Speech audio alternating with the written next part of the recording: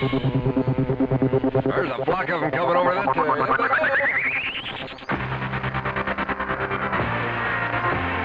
U100 136, Desolation Boulevard, the Sweet. Lusty lady on the run.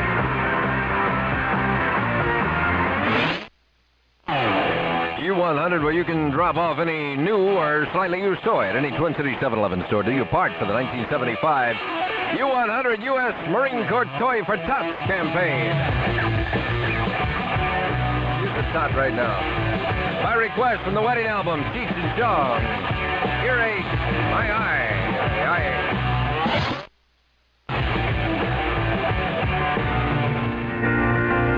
U100 144 to Twin Cities with a snowman reminding you, Jerry St. James, Rex King, Julia Childlike, Ellen, Irma, Betty, and Clarence, and everybody will be in this morning on the Super U with Michael J. Douglas, John Denver.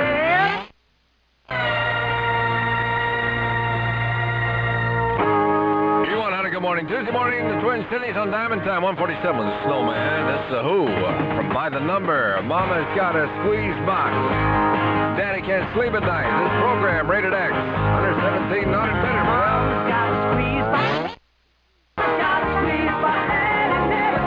That's what they say. U100. Weather looks like a low of 0 this morning and a high today around 15. Big deal. That's big. It's 10 right now in the Twin Cities. You're listening to Diamond Time on the Super U. Let me tell you a little bit about diamonds since it is Diamond Time. This year you can light into winter radiantly with the brilliance of a Northern Star diamond from J.A. Gerber Jewelers on Wabasha between 5th and 6th in downtown St. Paul. If you see somebody reflecting in a snowdrift there, that'll be your hand sticking out with your diamond on it. Gerber's is the exclusive home of Northern Star diamonds, the world's brightest diamond imported from Antwerp, Belgium, guaranteed in writing for life. The Northern Star means sheer radiance in an exciting range of dazzling and elegant designs, 14-karat white gold, yellow gold, antique finishes. Or maybe with the help of one of Gerber's diamond experts, you can create your very own personal design. So come on down. Don't feel like you have to dress up. Just hurry on to J.A. Gerber Jewelers' award-winning store. Pour yourself a cup of coffee, look around unhurriedly. When you made your choice, you can charge it. You pay no interest, you pay no carrying charge on your account. And the diamond you choose today can be traded in for its full present value on a new and a larger Northern Star diamond in the future. Shop any weekday. That includes Saturday to 5:30 p.m. and Monday and Thursday evenings up to 9 o'clock at night. At J.A. Gerber Jewelers, you get individual and professional attention because they do care. Gerber's, G-E-R-B-E-R, 385 Wabasha. That's downtown St. Paul. It is not a chain store, but it's just one magnificent jewelry store sitting right there. Famous for diamonds for 90 years.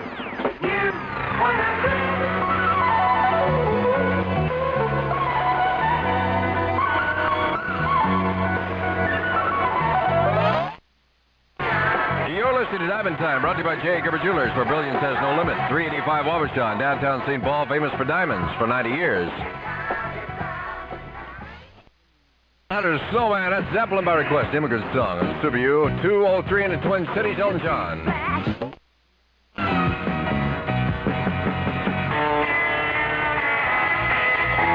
U100 and Snowman, we're presenting our second annual Turkey Trot featuring Frank Zappa in concert this Wednesday night. That's at 7, and make that 8 p.m. You don't want to go too early. At the St. Paul Civic Center from Stone and U100 the station with the concert. By request from Diamond Dog, this is Bowie. Rebel, rebel. Face, your dress, everything's a mess.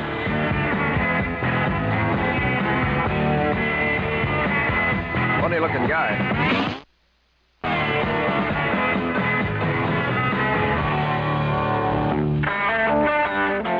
This is Diamond Time, brought to you by J.A. Gerber Jewelers, home of the Northern Star Diamond, 385 Wabasha, downtown St. Paul. Why's it gotta be so cold? Why?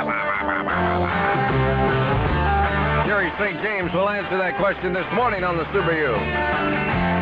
Through Rex King, by request, Crosby, Stills, Nash, and Young, Ohio. U100, you're listening to Diamond Time on the Super U. Shucks, Dave. Thanks, man. You're okay. U100 say the Steel's weather mostly clear, cold tonight and tomorrow. Low this morning around 0 and a high today around 15 and back down around 0. It's clear and 10 right now. Super U with Olivia by request. Bro. He's my brother.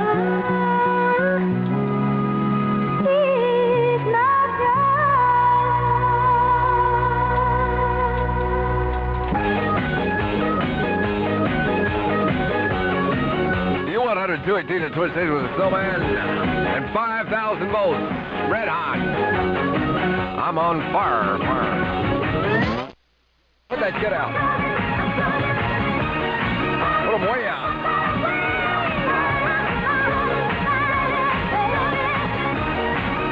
Make it stand outside. Where's everybody? Hello. Are we on the air? Oh, yes, this is Diamond Time. Good morning. Believe it or not, it is still Diamond Time at the Super U. The time is fall, whether you believe that or not. The bride is you. That's right. Just like the mounted police, you got your man.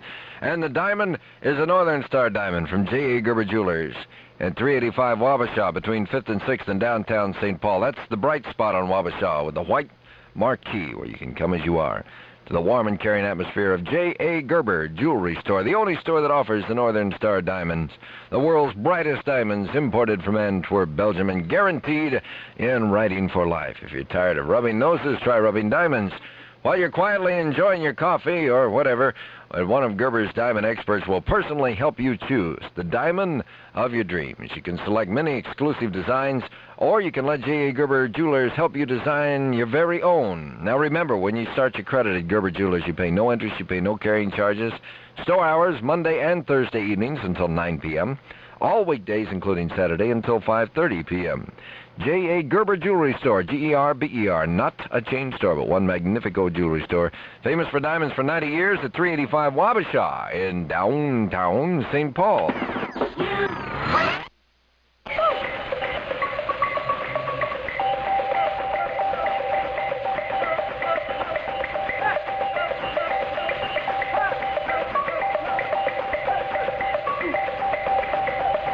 You're listening to Diamond Time, brought to you by J.A. Gerber Jewelers, where brilliance has no limit. 385 Wabasha, downtown St. Paul, famous for diamonds for 90 years.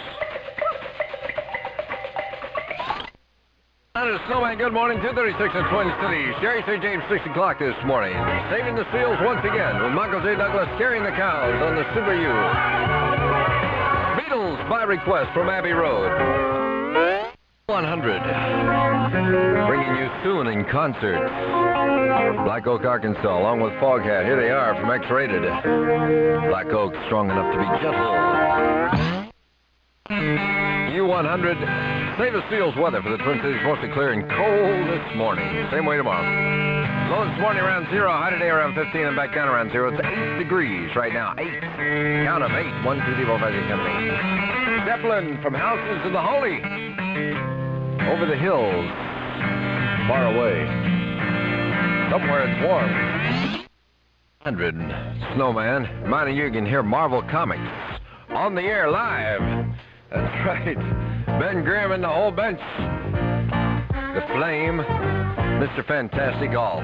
Featuring the adventures of the Fantastic Four. 5:55 this morning. Right here on the Super U.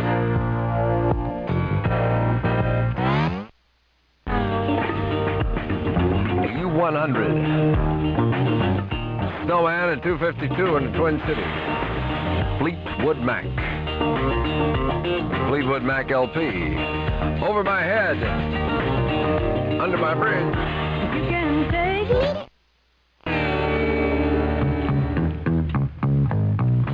U100. Presented an America weekend this weekend. Plays and giveaways of America's greatest hits. Listen to win on the Super U. This week, America. Next week, the world. That is Silver Convention. Fly, Robin, fly. 306 in the Twin Cities with the Snowman this morning, 6 o'clock. Jerry St. James and Michael J. Douglas.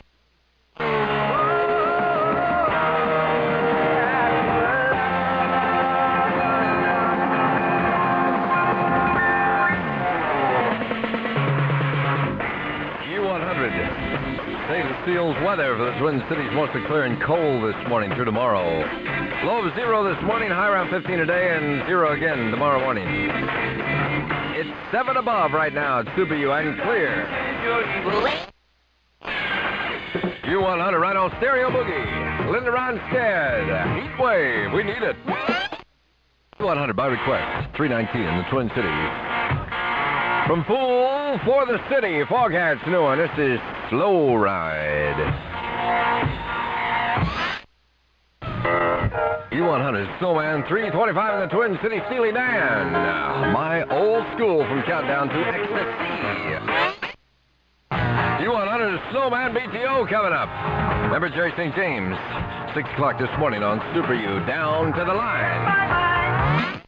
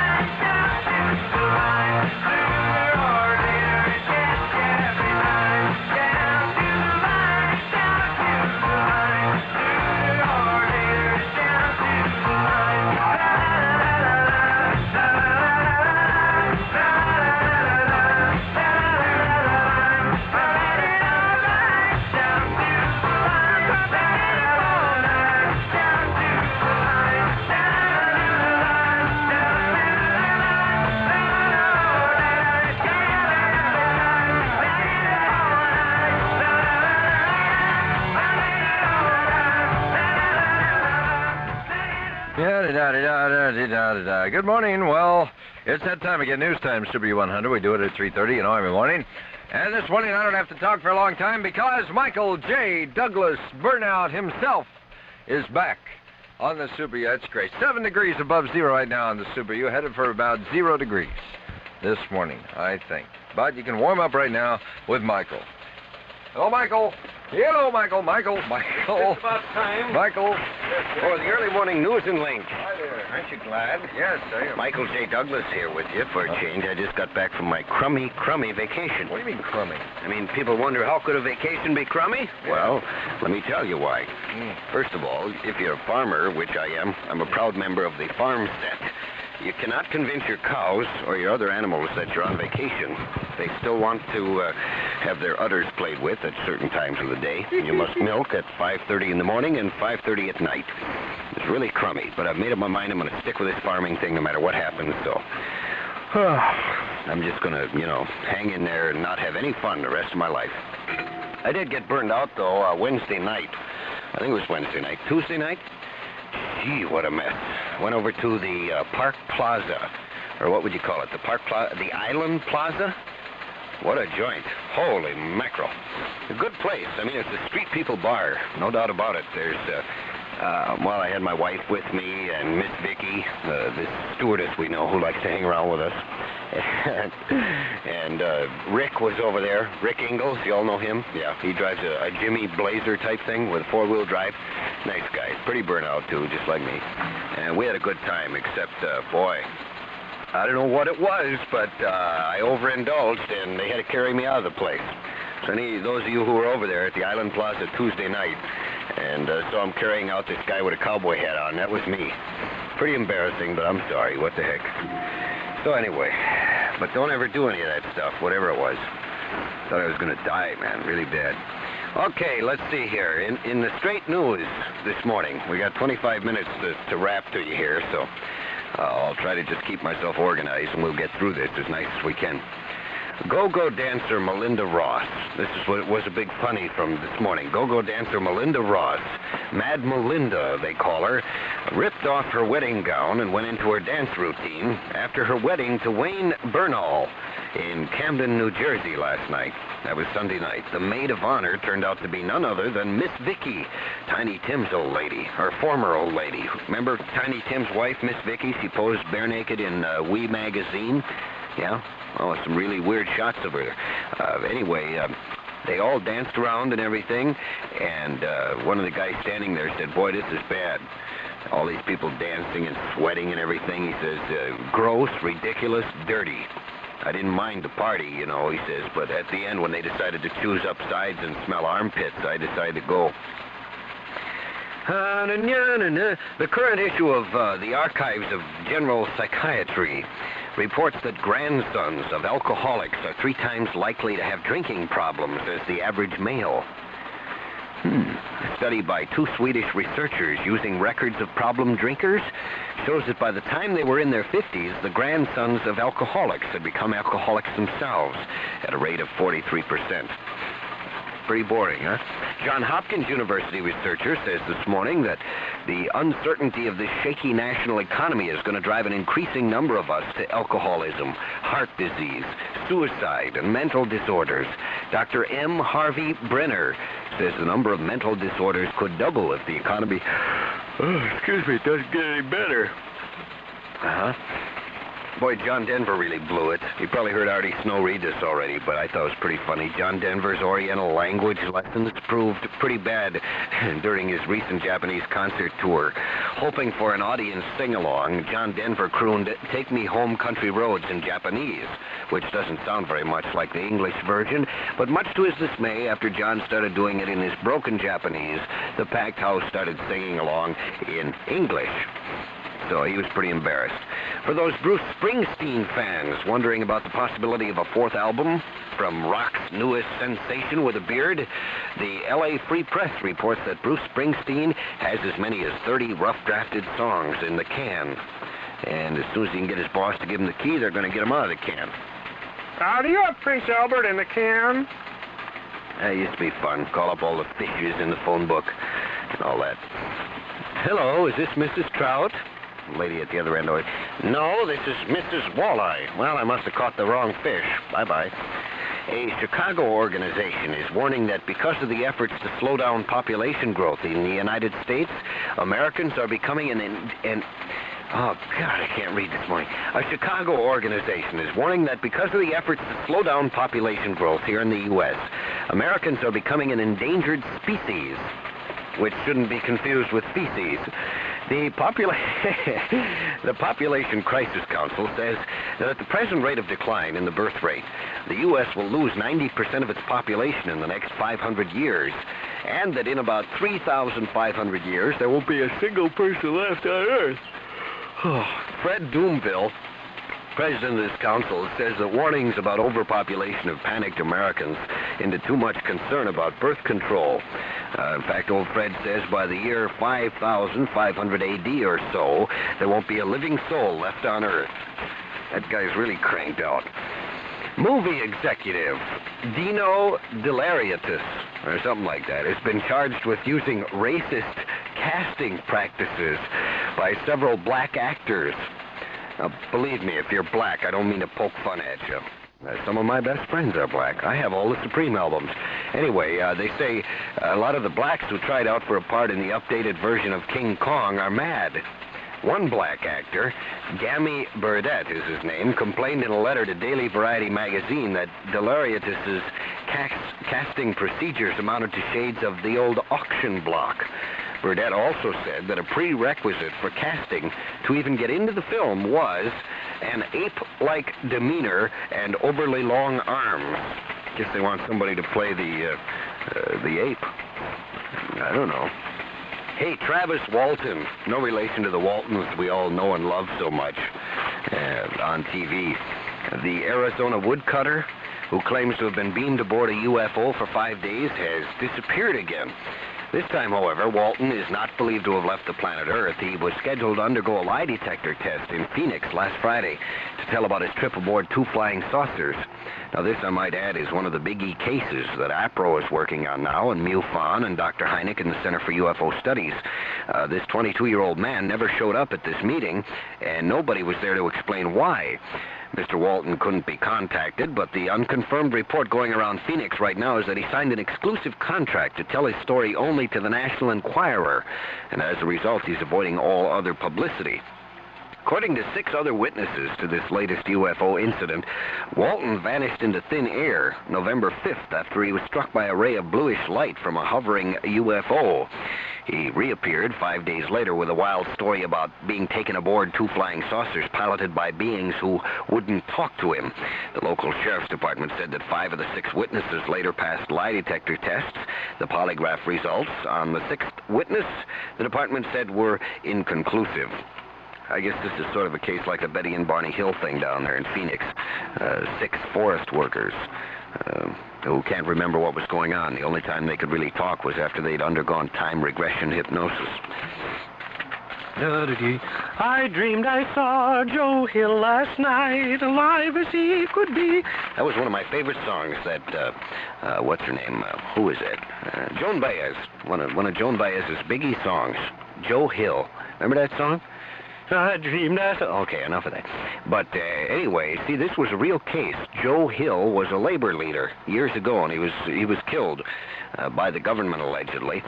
Here's the news on it from Earth News. A group of labor leaders in Sweden have petitioned President Ford to reopen an investigation into the circumstances that led to the execution of Joe Hill in Utah in 1915.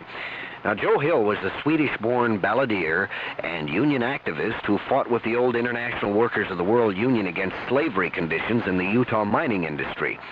60 years ago, he was charged and convicted of the murder of a grocer and was shot to death by a firing squad.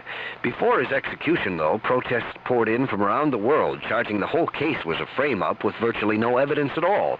Even a special appeal for clemency from President Teddy Roosevelt was to no avail. Needless to say, Joe Hill went on to become one of the greatest martyrs of the U.S. labor movement, and hundreds of his songs are still sung today. The Swedish group says it wants to see Hill's name cleared of the 1915 murder charge, and an official investigation should be opened. But unfortunately, even President Ford even if Ford were so inclined, it would be pretty difficult to establish the truth today. See, I get tired, too. The Utah courthouse and all the records pertaining to the case were destroyed in a mysterious fire shortly after Joe Hill was put to death. Wake up, Douglas. Jeez. How long we got to go? 10, 15, good 12, 13 minutes here. How about weird stuff here? Cincinnati zoo officials are hoping that Meg and Hatari will go ape over each other. Meg and Hatari are lowland gorillas brought together to mate. You know, something that generally doesn't happen with gorillas in captivity, except, that is, in the Cincinnati Zoo, where the great apes are encouraged to become great lovers. Meg, a 13-year-old female who nearly died of a broken heart when her gorilla boyfriend died this past summer at Busch Gardens in Tampa, Florida, has been moved to Cincinnati to meet Hatari, a lover of some note, the zoo says. The zoo holds the world record of 8 gorillas born in captivity, and 12-year-old, 350-pound Hatari has fathered half of them. He's a real mover, said the zookeeper. In fact, we're thinking of doing a television show, having a match of sort. We'll race Hatari against Linda Lovelace in a banana-eating contest. If you believe that, you'd swallow anything. Oh, who's awake at this time of day anyway? Don't you wonder sometimes? Well, you are, right? A lot of people work this time of day. A lot of janitors listening. I'm sorry, sanitation engineers. No, that isn't right either. Oh, I don't know, janitors. And there's a lot of maintenance guys listening, a lot of gas station guys. Stick 'em up. That scary over there at the Clark station? Well, that's one place to get robbed a lot. Nighttime gas station work. Okay, let's see what else do I have. Science. has confirmed what everybody on the cocktail circuit has long known.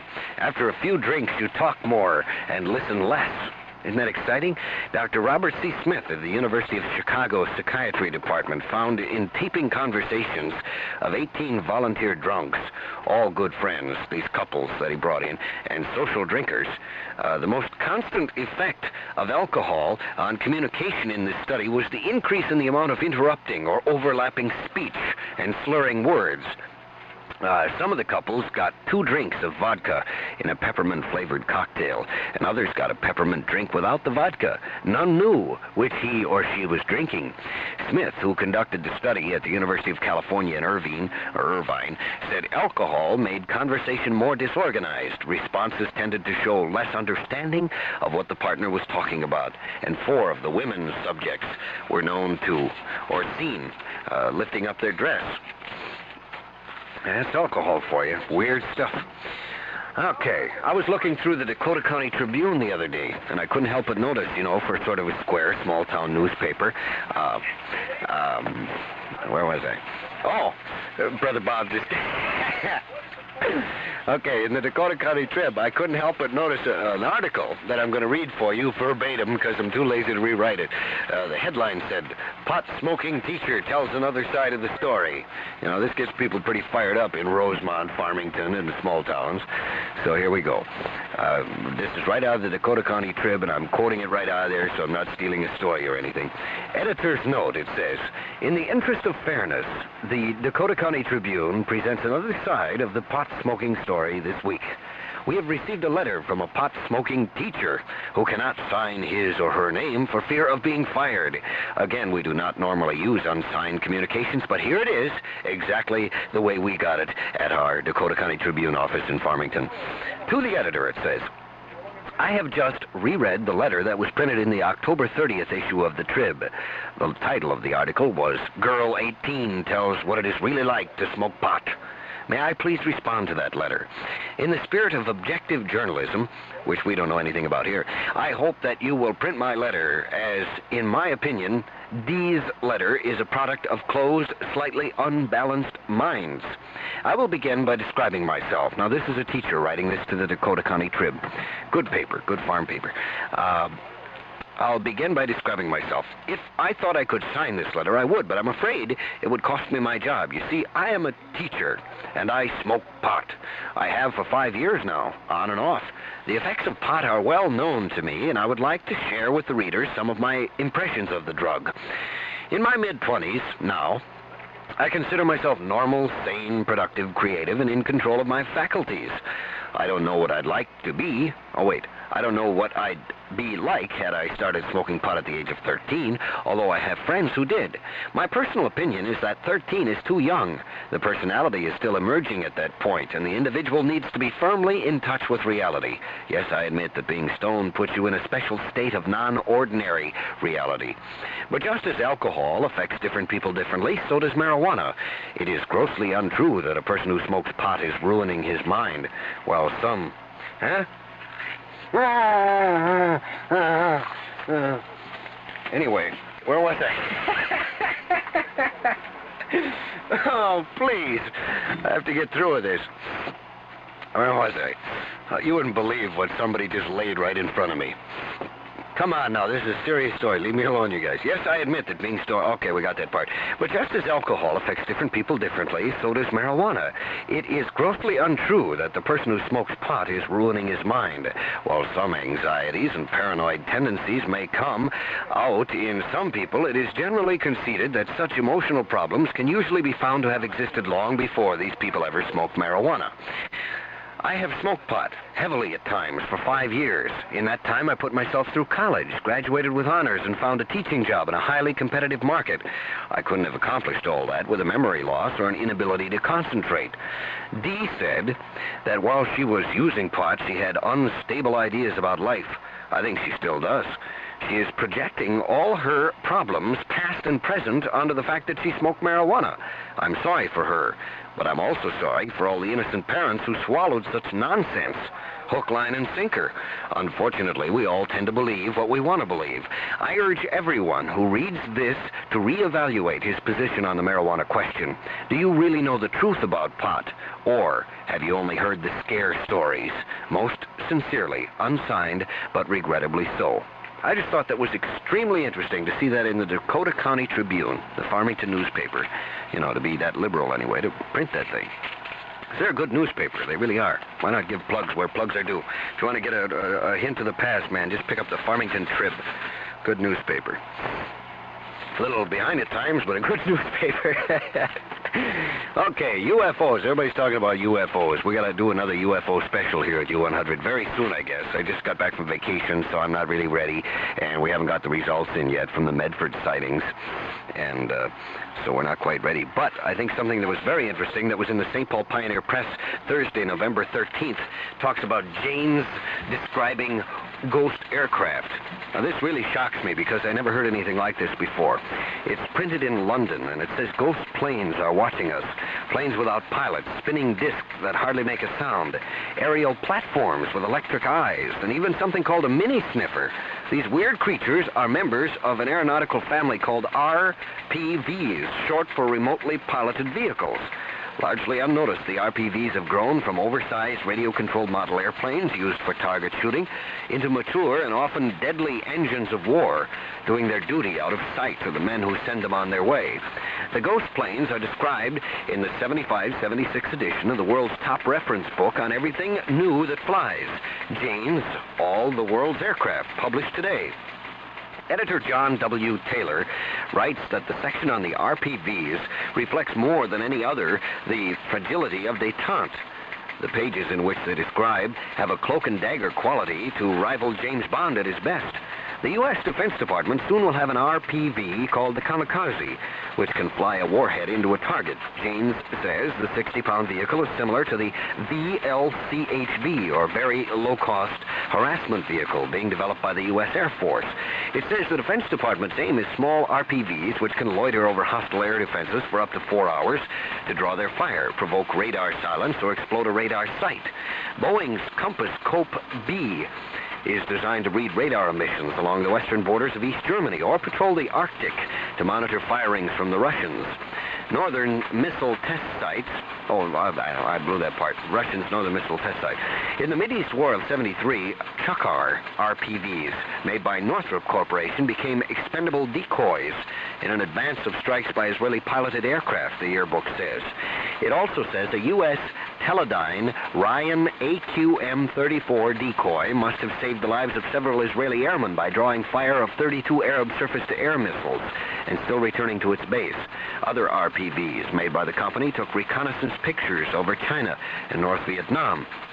The mini sniffer, built by the U.S. National Aeronautics and Space Administration, is a pusher, propeller-powered monoplane that supposedly can fly up to 90,000 feet to measure air turbulence and the chemistry of the atmosphere, as well as monitor nuclear activity. All this comes from, again, a thing called, what the hell is it called? Jane's Everything That Flies yearbook. Maybe the government is up to something. It'd be pretty scary, huh? A lot of people still say the reason Dr. Spock and all the boys were taken off Star Trek on a national, syndicated basis was because Star Trek was actually getting too close to our military secrets, like beaming people up and down and all that jazz. Who knows? Speculation's fun. Oh, well, almost done here. I'm as bored as you are, so let me try to find something here. Oh, heads of state around the world have been urged to teach their citizens how to give a friendly greeting to visitors from outer space. The Center for Research on Extraterrestrial Life Forms in Argentina issued an open letter the other day expressing serious concern about the failure of governments to train citizens in the basics of interplanetary etiquette. The center's director, Valentin Libra, says, quote, "Governments should teach their citizens how to behave in case vehicles suddenly appear from outer space." Libra explains that without such training, quote, "it frequently happens for people to react in an unfriendly way or give them the high sign or suddenly have to have a quick change of underwear." Magazine editor and columnist Paul Krasner says that Vice President Nelson Rockefeller once took LSD. Bet you haven't heard that one yet. With Timothy Leary as a guide in the mid-'60s, Krasner says his source for the story is not only Tim Leary, but New York socialite Yvonne Wolf, in whose apartment the LSD dropping experience allegedly occurred. Wolf died of cancer 5 years ago, but Krasner says that Wolf confirmed the details of Rockefeller's acid trip during a hospital conversation Wolf had with Krasner shortly before his death. As Krasner tells it, Leary acted as an LSD guide for many leading establishment figures in the mid-'60s, including then-Governor of New York. Krasner says that, quote, Rocky was so deep into his dynasty game that acid only served to help him conceptualize new paths to power and money. Krasner also quotes Leary as saying that Rockefeller was, quote, one of my biggest failures on the acid roll. Weird. A University of California professor claiming that at least 2 American astronauts, crews which landed on the moon, reported they were followed on parts of their mission by UFOs. We had that on already. Most people into UFOs know all that already. California drug researcher. I find this somewhat interesting, because I was a flower power freak, did a lot of acid, a lot of whites, a lot of bad things I did. A California drug researcher reports that despite dire predictions to the contrary, the drug-using flower children of the 1960s were not wasted or destroyed by their sometimes heavy use of psychedelic drugs. Dr. Stephen Pittle of Berkeley Center for Drug Studies, that's a pretty burned-out place, says he followed the lives of nearly 250 flower children of San Francisco's Haight-Ashbury district from 1968 all the way into the 70s. Dr. Pittle reports finding... Pittle, what a name. Who piddled on my rug? Pittle reports finding that by 1972, a majority of the former drug users were actually much straighter than they had been in 1967. Pittle says his study was funded by the National Institute of Mental Health, which was concerned about predictions of a completely wasted generation of dummies. He said that when he began to find that most drug users emerged from their psychedelic years with no ill effects at all, the government suddenly lost interest in his study. Pittle says most of his subjects had taken LSD at least 150 times. That's small time. He reports that almost all had lost interest in drugs except for marijuana, and by 1972, quote, most of their attitudes and beliefs and values remained strongly influenced by their psychedelic vision. I saw God, man. I saw a white light. Never know. Doctors in Frankfurt, Germany, warning that explicit X-rated movies may be very hard on your heart and lungs. A medical inquiry was launched after a 70-year-old pensioner died of a heart attack after viewing a Swedish sex picture. According... that's not funny. Well, what a way to go, I guess. According to a Frankfurt doctor, quote, when viewing pornographic scenes, the heart rate is faster. The glands work harder, much harder. More hormones are produced. Blood pressure climbs, and for some people it's too much of a strain on the heart. So they simply kick off and croak. That's it for the early morning news and links. Sorry that I didn't get it all done here this morning. Geez, I got a whole stack of garbage. We'll have a whole bunch more stuff tomorrow night. And until then, I think you did it. Your burnout friend, Michael J. Douglas, saying, keep listening, because me and Artie both need a job. Thank you, Michael. I appreciate that. Not very much, but I do appreciate that. U100 WYOO FM Ridgefield reminds you running away may not solve your problems without somewhere to run to. If you're caught in the middle and 18 or younger, call the Bridge for Runaway Youth at 333-5401. U100 Save the Seals weather mostly clear and cold this morning. That's the way it's going to be, and it's going to continue that way into tomorrow. High today only about 15. And the low tonight, probably about where it's going to be this morning, around 0 degrees. It's 7 above right now under clear skies, and I'm on snow for the new Super U. U100.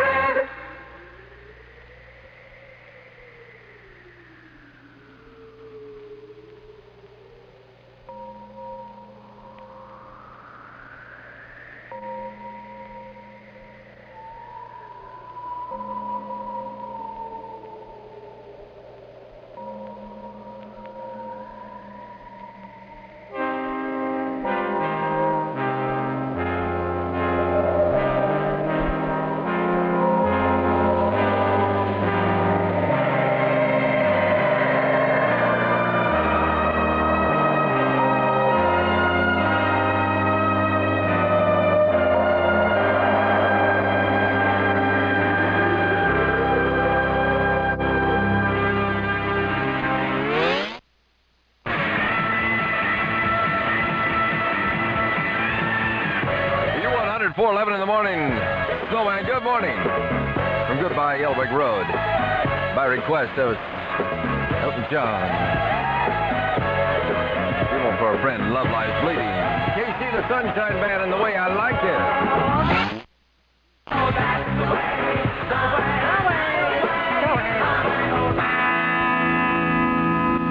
U100 415, make it 416. Just flipped over there for me.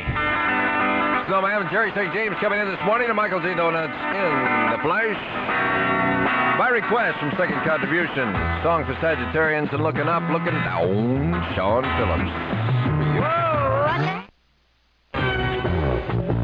U100, where you can help save the seals by circulating and making sure that you and all your friends sign those Save the Seal petitions that you got. We need it. Seals need it. Jerry St. James needs it. Every night. Boghead, by request, I just want to make love to you. Quit licking my fingers.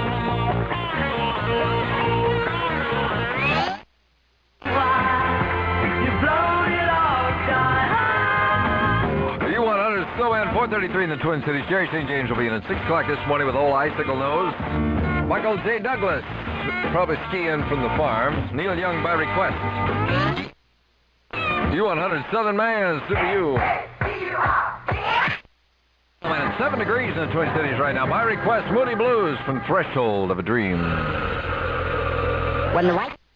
U100 Super U, the Snowman. Good morning. It is 7 above zero right now. Here's your one. Neil Sedaka and Frozen Blood.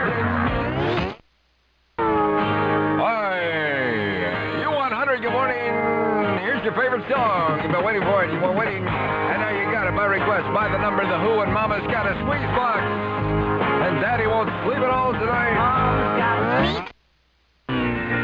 U100 Snowman. We present our second annual Turkey Trot featuring Frank Zappa and concert coming up this Wednesday night, 8 p.m. St. Paul Civic Center from Stone and U100, the station with the concert. Ding, ding. Here we go. All at sea with John Denver again. Calypso. And you can't always get what you want, but you can try. Under the Snowman with the instant reference close to your phone, 452-3333. You can do it if you call me now. 11th caller. Cat Stevens, by request, father and son. Not time. Take your time, think a lot. I think of everything you've got, for you will still be here tomorrow. But your dreams may not.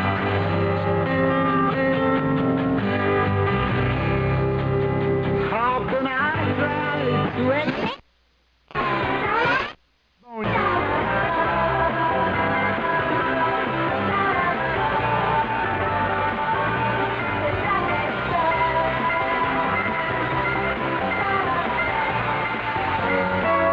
U100 with Snowman. I've got more instant rips coming up. Closest your phones will be ready within minutes on the Super U. Jerry St. James has a pile of giveaways, as usual, at 6 o'clock this morning with Michael J. Douglas, Barry Manilow. Nice sound. It's news time again, Super U. We'll have it for you in just a moment. Is the director of the Christopher? Thank you, Father. In the news this morning. What have we got in the news this morning? It must be something worthwhile. The jury in Sacramento, California's trial of Lynette Fromm recessed yesterday after 5 hours of deliberation. The case of Miss Fromm, accused of attempting to assassinate President Ford, went to the 8 women and 4 men earlier yesterday with an appeal by her lawyer to convict her of the lesser crime of assault. The jury resumes deliberations this morning. A sniper firing from the top floor of a Detroit motel late last night shot and killed a neighborhood store employee, wounded 2 policemen. About 3 hours later, police found a man's body in a charred room and tentatively identified him as the sniper. He's believed to have died in a fire touched off by police bullets and tear gas.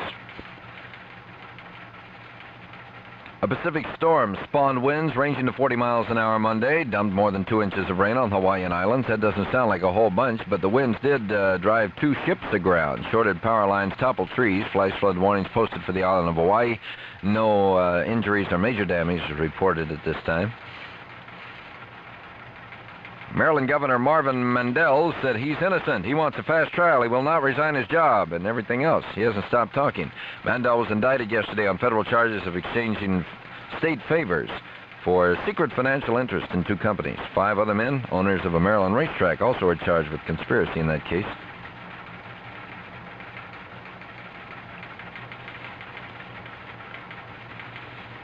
Carbon monoxide in a St. Louis Park home has claimed the lives of 2 children and sent 2 adults to a hospital. The victims were 4-year-old Paul Davidson and 8-year-old Wayne Stieber. Authorities say fire in a wood-burning fireplace apparently backed up and filled the home with carbon monoxide.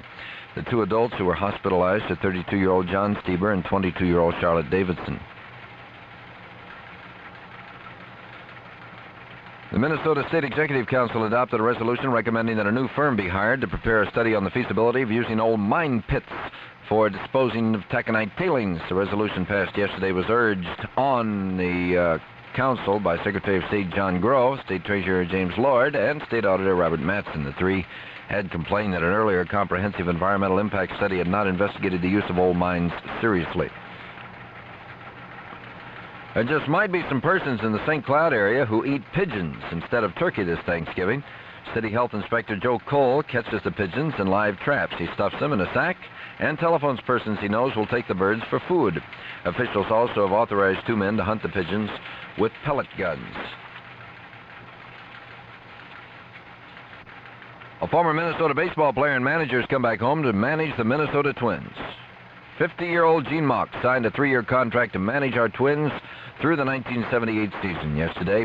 Mauch was fired by Montreal at the end of last season. Mauch played shortstop for the St. Paul Saints of the American Association in '46. He said his 2 best years in baseball came in '58 and '59 when he managed the Minneapolis Millers to American Association pennants. Just another number, that's what Fran Tarkenton said about his 2,831st pass, a record breaker.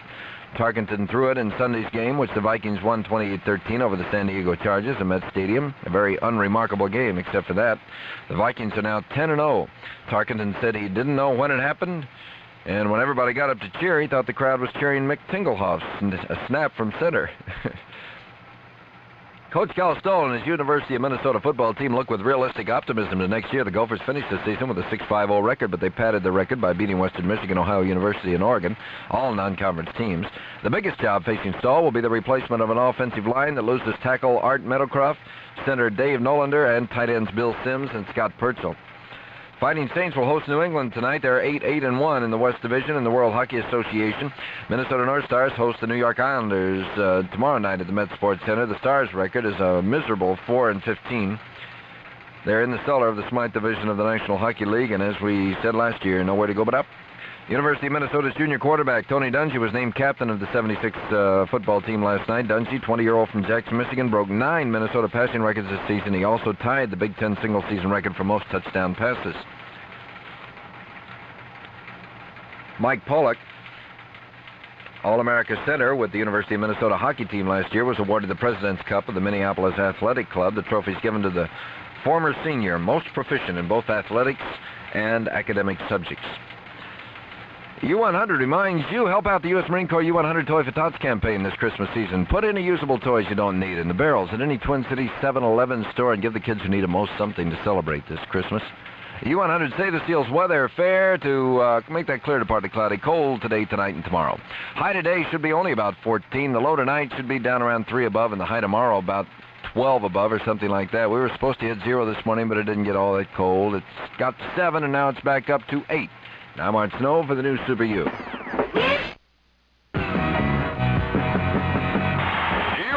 is Snowman, those lonesome lunchies for Amory. A local LLA club really wants to hear this. And as for the rest of you, call me now. 12 caller.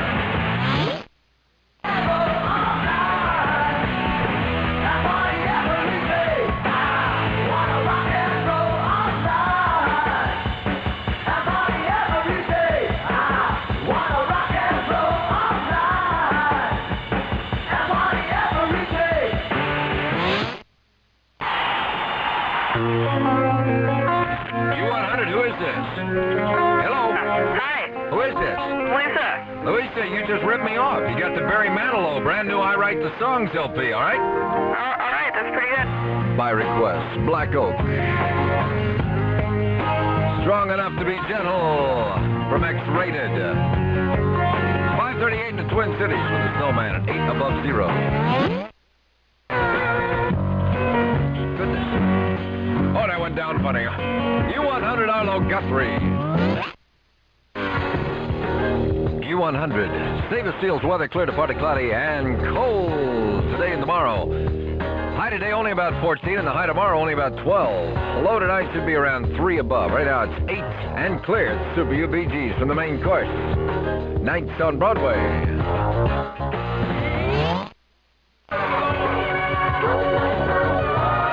U100 old patio, my popo.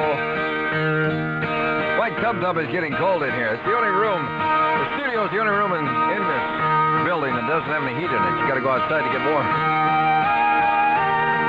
That's all for me. I'm going to go warm up. You have yourself a good one today. Jerry St. James himself is next with Michael J. Douglas right here on the studio. Rex King and all the good people. McCartney and Wings and The Rock Show. WYOO, M&FM Stereo, Richfield. Hey, hi. How are you? Wait a minute. I forgot some stuff here.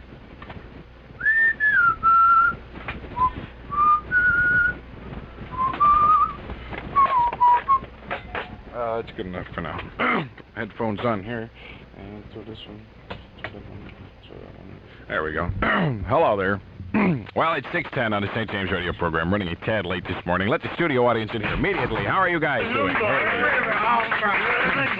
relax. Take it easy. Hey, we have, what do we have? Coffee there and Danish and stuff. Hang your coats out there in the lobby, all right? Try to keep it down just a little bit while you're in the studio here, because we are on the radio. All right? Thank you. Appreciate it very much. All right. We'll be with you in just 1 second here. 1 second. Hang on. Listen to the everyday world. Shut that door over there. You can almost feel it in your hair. The smoke and prolific.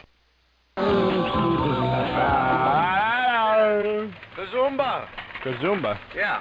Isn't that what that one guy always says when he comes in the door? Kazumba. Oh, I don't know. I don't know. I don't know. Butter and eggs. Why don't we ask him? What do you always say when you come in here? Oh, yeah, that's what he says. All right, hold it. That means you don't look too bad for getting up so late. Yeah, boy. I ever bummed. I am madder than a wet hornet's I know nest. you are. Jeez. Jerry gets mad, too. You thought he was just funny all the time. No, I'm not. Now I can't find a long record. I don't know what happened. Come on, Jerry, laugh at yourself. Oh, here's a good You were one. late. You didn't get any of your jokes wrote. Nothing. Worst part about it is balloons down. I don't know why. And you know what else happened last night? What? Damn it, I'm so mad I broke a window in my apartment. You did? Yes. How did you break a window in your apartment? I went to sleep. Yeah? And then I woke up. Yeah. And I thought it was time to get up, but it was only... Damn it. It was only like 45 minutes later. And the apartment was too hot because something happened to the heat, you know? So I got up, and there was something wrong with the fish tanks. Oh. One of the filters was not working right. So I fixed that, and then I went back to sleep. Except I couldn't go to sleep because it was too hot in there. So I turned on the television to watch McLean Stevenson, who I cannot tolerate. Yeah, I hate I saw him. that, too. I just hate him. You have no idea how I hate that no-talent bum. He was so funny, wasn't he? Oh, I hate him. So I decided, well, if it's going to be hot, I'll open a window, except that the window was just snow on the outside, and I didn't see it. Then I was tugging on it. It was one of those swing-out windows, you know, Yeah. tugging on it and everything, and tugging, and finally I got mad and smashed it with my hand and busted the damn glass. Oh, how's your hand, Jerry? Well, my hand's all right. No cuts, no bruises? No, Hold no. up your hand. Let's everybody look at it. Guy's hand is fine. Finger's fine, too. Boy, he is mad. Jeez. At least you didn't say climate, you know. Did you get a haircut? Did you get a haircut? Sure did. Look at... Who did it? Oh, be done. Oh, it looks great. Did what's her name do that? What? Did what's her name do Yeah, that? Jody Grubitch. But, who? That's her name. Oh. No, really. Any of you people from the St. Cloud, or wait a minute, the Great Cloud Island area, she was a real swinger when she was a kid. Yeah, Oh, yeah? her name's Moser now. She's married to a big roughneck. Beats up Moser? hippies and everything, but she cuts my hair for free. Ah. So I go over there. Oh, Yeah. well, she did a really good job. Is that what she does for a living? She cuts hairs?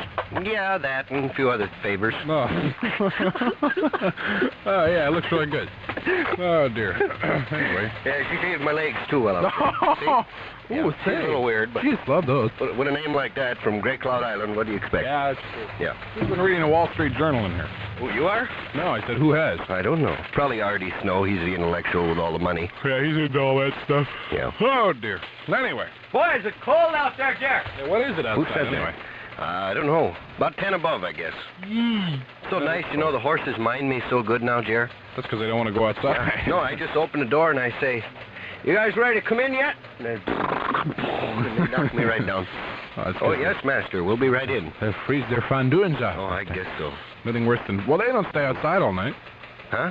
They don't stay outside all night, do they? No, only on nice nights. No, okay. Well, this really, Jerry, you're not going to believe me right now, but see, this is a nice morning. 10 above yeah. is wonderful. You can go right out skiing and skating. You can even stick your tongue on your sled in this kind of weather, almost. Oh! Yeah, and like you were saying the other day, we had a storm already, but that's not even a storm yet.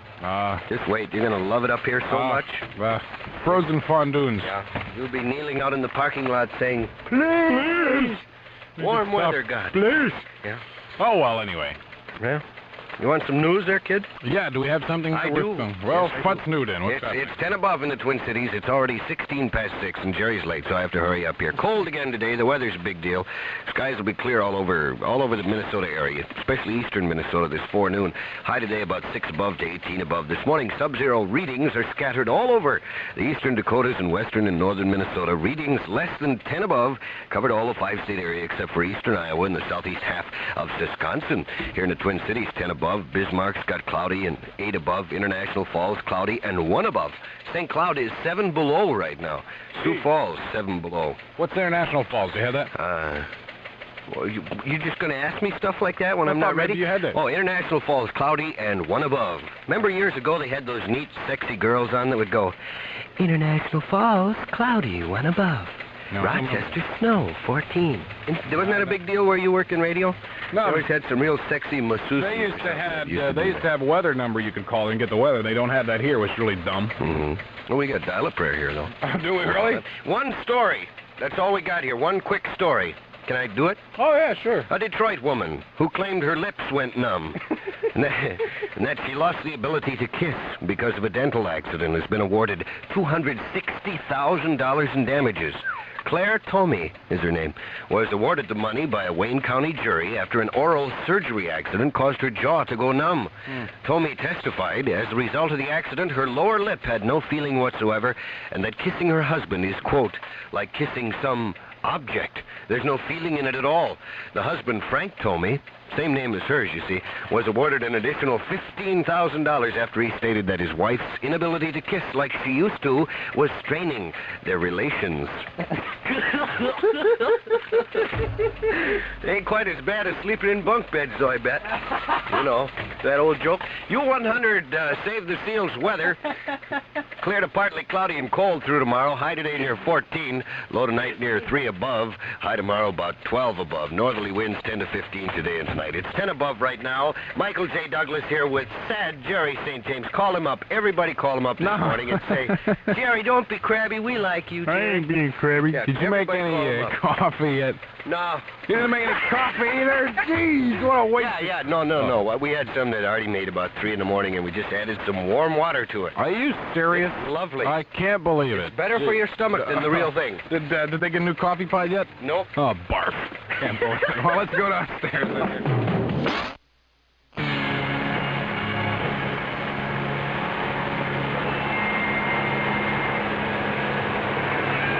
U100 is 627 with St. James in the morning.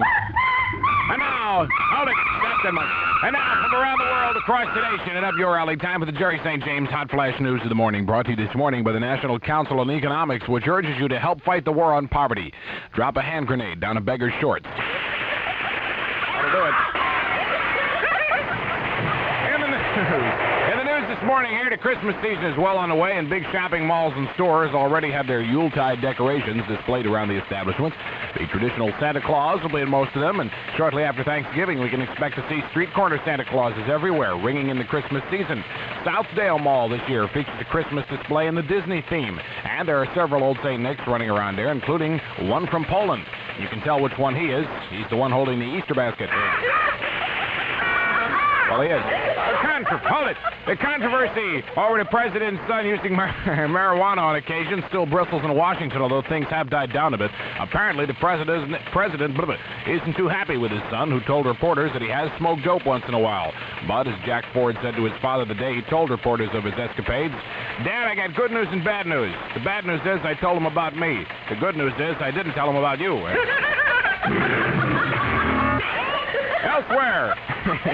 Elsewhere in Washington, news on the economic front is still pretty bad, and in fact, things are bad all over.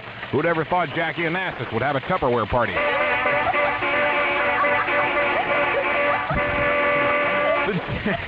The general manager of U100 has taken his family on a brief Thanksgiving vacation this week and has run into a little bit of trouble. Yesterday, he telephoned the station to see that things were going all right and told his secretary things were fine with him, except he broke his finger. When she asked how that happened, he said somebody punched him in the nose.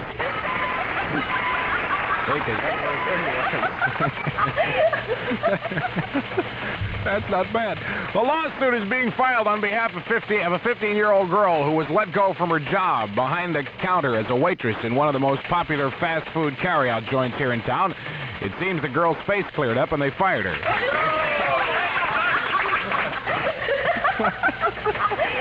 Oh, Lord. Finally in the news this morning, President Ford, as is his custom, sent a telegram of congratulations to one of the nation's oldest citizens on her birthday yesterday. Miss Jean Grammett was 124 years old yesterday in Sarasota, Florida. Reporters who interviewed the spinster, who never married, asked her to what she attributed her long life. Well, she said, to eating right, to not drinking, to not smoking, and to getting plenty of sleep. I've never been sick a day in my life. The reporters asked her, "You mean you've never been bedridden?" "Oh, sure," she replied, "but don't print that in the newspapers, all right?"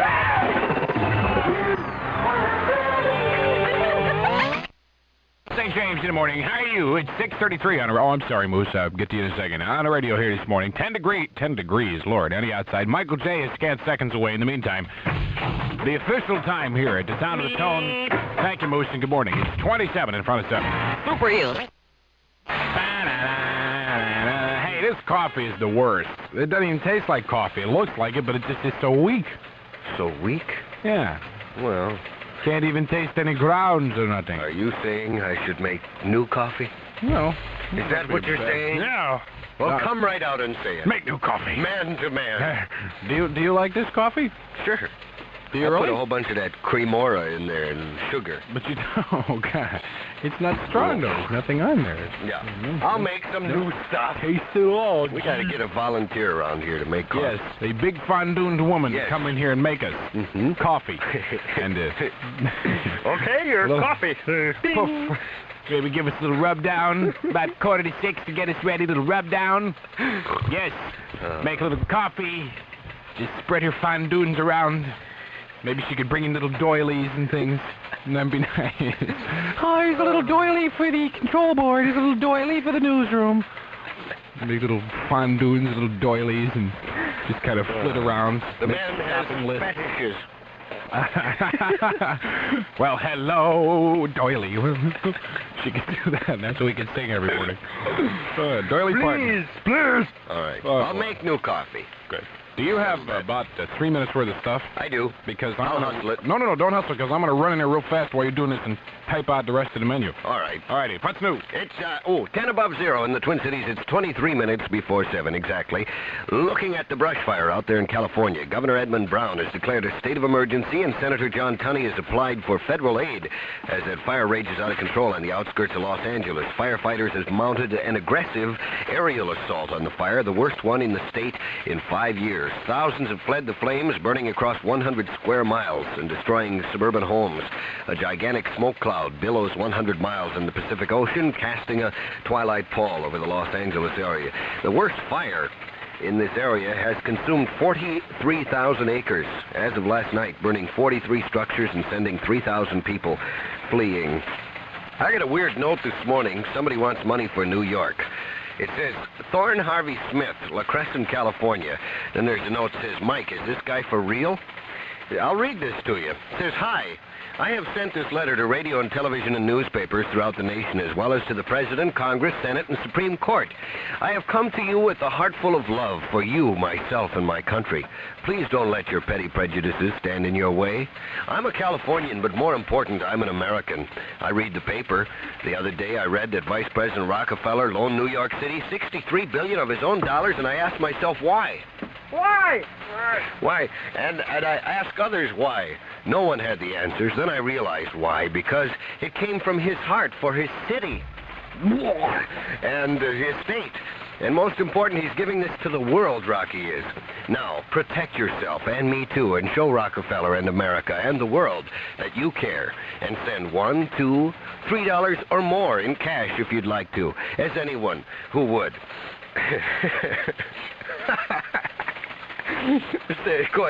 It gets mushier. It says, send it to the governor of New York. New York, New York. I want you to know that New York has some of the finest services in America, he says. Have the greatest holidays ever, no matter what religion or color or how intelligent you are. Learn from each other. Learn how to love and care for each other without deceit. Give of yourself. Not big presents. Give and take each other's love. Thank you for broadcasting or printing this, and to you for listening or reading it. Good old-fashioned American, Thorne Harvey Smith.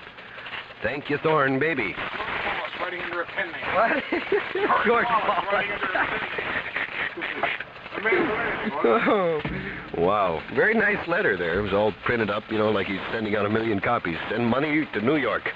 2 environmental groups have asked the Food and Drug Administration to reduce the amount of a widely used industrial chemical allowed in freshwater fish. The groups eventually want its presence banned in all foods. According to recent disclosures, fish from the Hudson River and Lake Michigan are highly contaminated by polychlorinated biphenyls, or PCBs. Same kind of problem we had down by Pepin in the Mississippi River. A chemist says radioactive lead in cigarette tobacco may be a cause of lung cancer. Dr. Edward Martell says his tests also indicate minute amounts of lead can spread to other parts of the body and cause bone, stomach, and liver cancers. Enjoying that cigarette this morning? He says tobacco plants absorb small amounts of the lead while growing, and these radioactive substances are transmitted to lung areas when individuals smoke. A lot of dogs run loose in tobacco fields, too, they say. Yeah. Hey, here's one for you. Believe it or cram it, but I swear it's true. It's right here on the Associated Press. It says, a duck slated to become a stuffed trophy has found a new, warm, wonderful life on a Louisiana duck farm. All right, who took my duck call? Now they're going to get it. I could have used that right in this story, too. Oh, well, heck with it. Anyway, Warren Stofall of Blilden, Louisiana, was relaxing after bagging a pair of mallards he intended to have mounted. But when he went to his freezer to get ice for a drink, a half-frozen Drake mallard come waddling out of his freezer. He had a few buckshot holes in him. He just waddled out of the freezer and then flew across the kitchen like an avenging ghost. Mrs. Stovall wrapped the injured bird. First, she had to beat up the old man, of course. He wanted to get out his gun and shoot it again in the kitchen. But Mrs. Stovall beat him up and then wrapped the injured bird in a blanket and gave it to a man who raises ducks. Isn't that a freaky story? I know what happened to the duck call. What? Sal Bartel had a heavy date last night. I'm going home. I don't believe it. You really wanted to impress this girl. U100 save the seals weather. Save a couple ducks, too, while you're at it. Clear to partly cloudy and cold through tomorrow. High today near 14. Save us, too. Low tonight around 3 above. High tomorrow near 12 above. It's 10 above right now. Michael J. Douglas with a wonderful radio voice this morning. Along with crabby Jerry St. James. Hey, you know, it's true. Sometimes your voice is better than others. Have you ever noticed that? Oh, yeah. Sometimes you get up and you sound like you got big guys. Sometimes very good. Well, other mornings you get up and you sound squeaky. That's cigarettes and whiskey and wild women. My voice is always the same crumminess, but I've noticed that with other people. Well, the girls pulled up out front. Oh! Very upset this Hey, they're morning. wearing earmuffs. Very upset. Why are they upset? Oh, it's only 10 degrees outside. Yeah. And they left a whole case of Ripple in the car overnight. Very upset. Now they're getting a knife and fork and a hammer. They're going to So we'll tune in later. We certainly will. We'll be going right downstairs to check the school lunch menus in about 8 or 9 minutes here. Okay. Okay. I gotta go to the bathroom. All right, can you do it in 8 minutes? Yeah. Okay. It's 6:42, 18 in front of 7 o'clock. All right, I'm finally ready here. I got all my stuff typed up, so I'm ready to go, all right? This is Jigsaw.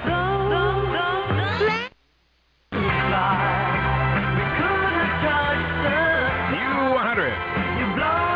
That's Jigsaw there in Sky High. It is 6:44, 16 before 7 as you head out to work or school this morning. Hi, this is Jerry St. James on the radio. I just want to tell you, it's cold outside.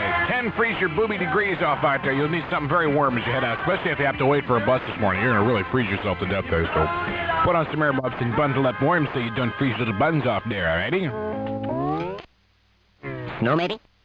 Tuesday 7th through Wednesday, November 26th. Come to the land of music. Come to music land. On the radio this morning, it's Jerry St. James, the original and the world famous. It's 6:47, 13 now, in front of 7 o'clock. Yes, indeed. The usual features here this morning. We're going to have, what are we going to have? Rex King coming up in about a half hour here. Search for Last Tuesday. Guido will be along shortly. And, of course, what would the day be without the world famous school lunch menus? School lunch menus coming up in about 3 minutes here. All right. You know you love it. You know you love it. 11 now in front of 7 o'clock, and once again, it's time for the world-famous school lunch menus, I believe. My partner in crime is in the other... Are you in there? You're not even in there. I can't believe it. It's lunch menu time, and he's not ready to go downstairs. Yes, he... I can hear him screaming. Yeah, he will be here in scant seconds. We're going to check out the school lunch menus for Minneapolis schools, St. Paul schools, and everybody. There you are. Where were you? I thought you said you'd be finished in 8 minutes. Dear me. Only in radio must you hurry with everything. Everything. The whole world is late this morning. The entire world is late. Yeah. Everyone is late. Well, listen. Why don't we... Please. Yeah. Leave us go downstairs. All right. To the kitchen of the world. All right. And see the girls. Here we go. Ready? Let's go in there. Give me a hand at the door. Oh, hey, you. We walk down the hall here. Oh, you got such a hangover, too. Oh, what a ripple, all that wonderful ripple, all that other stuff,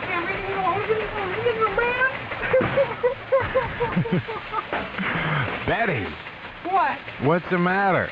Oh, Clarence, that ding-a-ling. What's wrong? Left all the ripple in the station wagon all night long, and all the corks went right out of the thing. Oh, did it freeze up? It certainly did. Well, bring it inside. In about a half hour, it'll be nice and liquid again. Jeez. Oh. I'm so upset I can't even finish with these warm buns. Well, well, stop warming your buns and just get to work on the cookies. Oh, that's too bad. Let me see. Well, don't be. How about work on some carrots or something? Clarence, we're gonna cut your neck off. You're what? That's Irma. That's Irma. She's really upset. She's an elkie. Oh, that's terrible. I don't understand why you girls can't get along without this ripple every morning. Well, where's Helen this morning? Oh, whatever there's. gets you through the lunch. Helen Frank don't look- Sinatra says. That's right. Helen doesn't look too bad. She's over there slicing carrots as usual. Oh, Of course, she's all right. Slicing them with a chainsaw, so I... Yes, I've never seen anybody slice carrots with a chainsaw like that before. Oh, it's not funny, Jerry. I know it's not. Don't make me laugh. Big carrots. Well, listen, what are you working on this morning here? Huh? Hello there. I'm making warm buns. You're making warm buns just by No comment. putting your DuPont next to the oven. That'll get you warm buns. Oh, Well, Jerry. I can smell it already. Jerry, there's a lot of children out there and a lot of nice cooks. I know, a lot of nice, like Dorothy over at Jefferson Bloomington or whatever it is. Dorothy called this up the other day. She's so nice. Well, listen, are you going to work on tomatoes anymore? What's that, Are Jerry? you going to work on tomatoes today? Oh, yes. You know I love your tomatoes. Oh, Jerry. I love your tomatoes. Let's face it. How's your husband? Speaking of tomatoes, how's your husband? Just fine, Jerry. Good. Dumb. Well, dumb, yeah. Yeah, he's dumb and restrictive. Oh, really? He doesn't see the value of me like you do, Jerry. He doesn't. No. He doesn't realize you are for what you are. No. A truly good woman. He doesn't. A good Takes woman. me for granted. Oh, no. Like you bring him the beer and Yeah. put his feet up when the Vikings are on, and what do I get for it? What? Warm buns. Warm buns. Well, if you'll warm your buns, you're not so upset with it. Well, listen, do you mind if we take a look at your pots? Feel free. Thank you so much. Try to cheer up a little bit. The ripple will be thawed out in scant seconds. You just go ahead and keep working on your buns. Okay. Okay. Now, let's take a look here and find out what's happening. Oh, be careful there, buddy. Excuse me, Jerry. That's right, Jerry. Minneapolis schools today are going to love this. For lunch today in Minneapolis schools, we're having the ever-popular tacos. Yes, Minneapolis tacos, along with corn, bread, and some fresh fruit there. I'll feed that joke to my dog.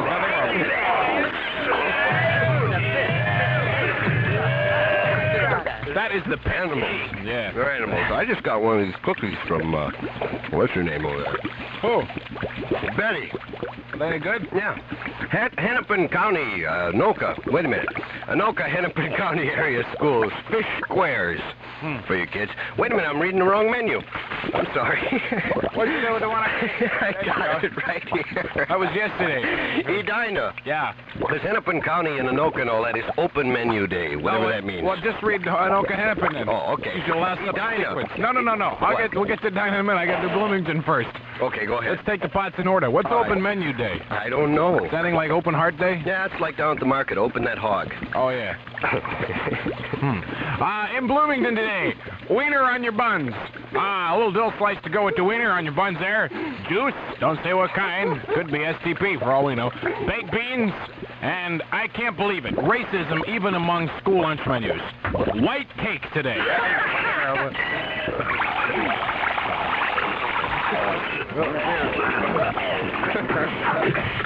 Gotta be the wiener and the dill slice to do that there. In Edina. Yeah.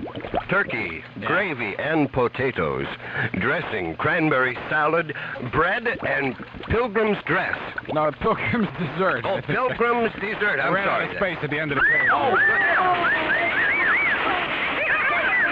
Oh, my favorite joke. In Fridley today. Oh, this is really good. Taco meat rolls. Yeah. Bread. Cowboy salad. Cowboy salad again. God darn, I love that little horseshoe y'all in there and everything. I love that. My favorite's cowboy salad. And peach sauce. I like peach sauce, too.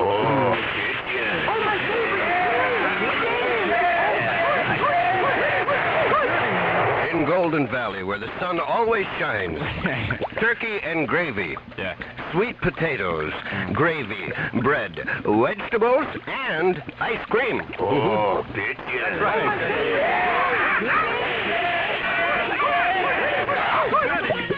In Richfield today, Richfield's having the ever-popular school pizza. That's got to be the best. Pizza, buttered carrots. Whoever eats carrots with pizza? Do you go out Saturday night and say, I'll have a large anchovy and some buttered carrots? No. Pizza and buttered carrots. A peanut butter sangy, a sandwich. That's what Artie started last week, sangy. And a fruit cup for all you guys. Oh,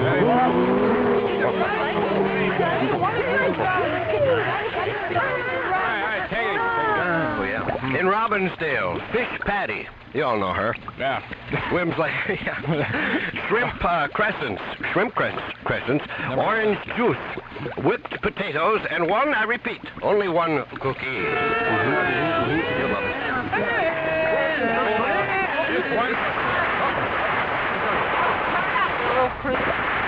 Betty, please. In, let's see, St. Paul today, meatloaf. Yeah, mashed potatoes and gravy. A little green beans next to that. Top it all up with some carrots and a roll, the warm buns that Betty is making now. And today, we tried to get you all some Girl Scouts for dessert, but the best we could do is a frosted brownie. That's all.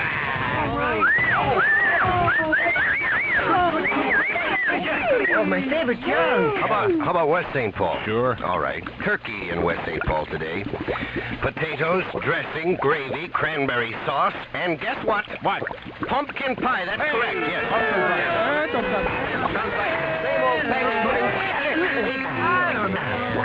In South St. Paul today, we're having tacos.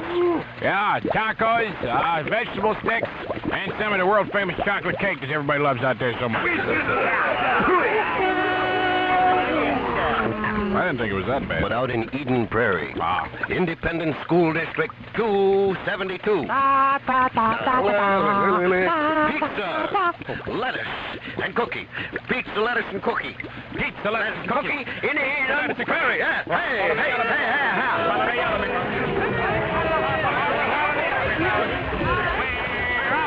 Cookie, the wonderful. Oh, well, anyway, that wraps it up for today, kids and ladies. Wonderful. And ladies in the kitchen. I hope you girls get your ripple thawed out soon. It's Thanksgiving and we try so hard. I know you do. We try so hard. Well, I know that all the kids. I know they all appreciate to no end the wonderful turkey They and do not. dressing and gravy and stuff Sloppy little pigs, all of that you, them. that you prepare for them. Well, listen, we want to thank you for letting us look in your pots. Oh, you're welcome, Jerry. All right, we'll see you tomorrow. Wonder why my voice is so low. I don't know. Well, there's also hair all over your face. Maybe you should shave. We'll see you tomorrow. All right. Bye, Jerry. Yeah, we give me a hand with the door here, please.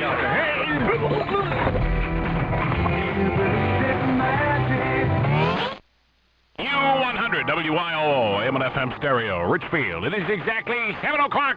On the button. How are you? This is Jerry St. James, perhaps better known as the man who entertains more women in bed in one single morning than most men do in an entire lifetime.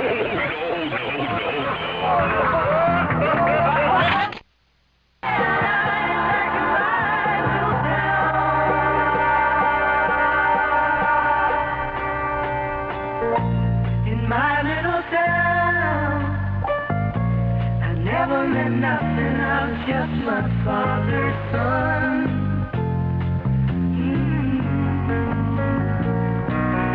Saving my money, dreaming of glory, twitching like a finger on the finger of God. Feeling nothing but the dead inside, back in my little town.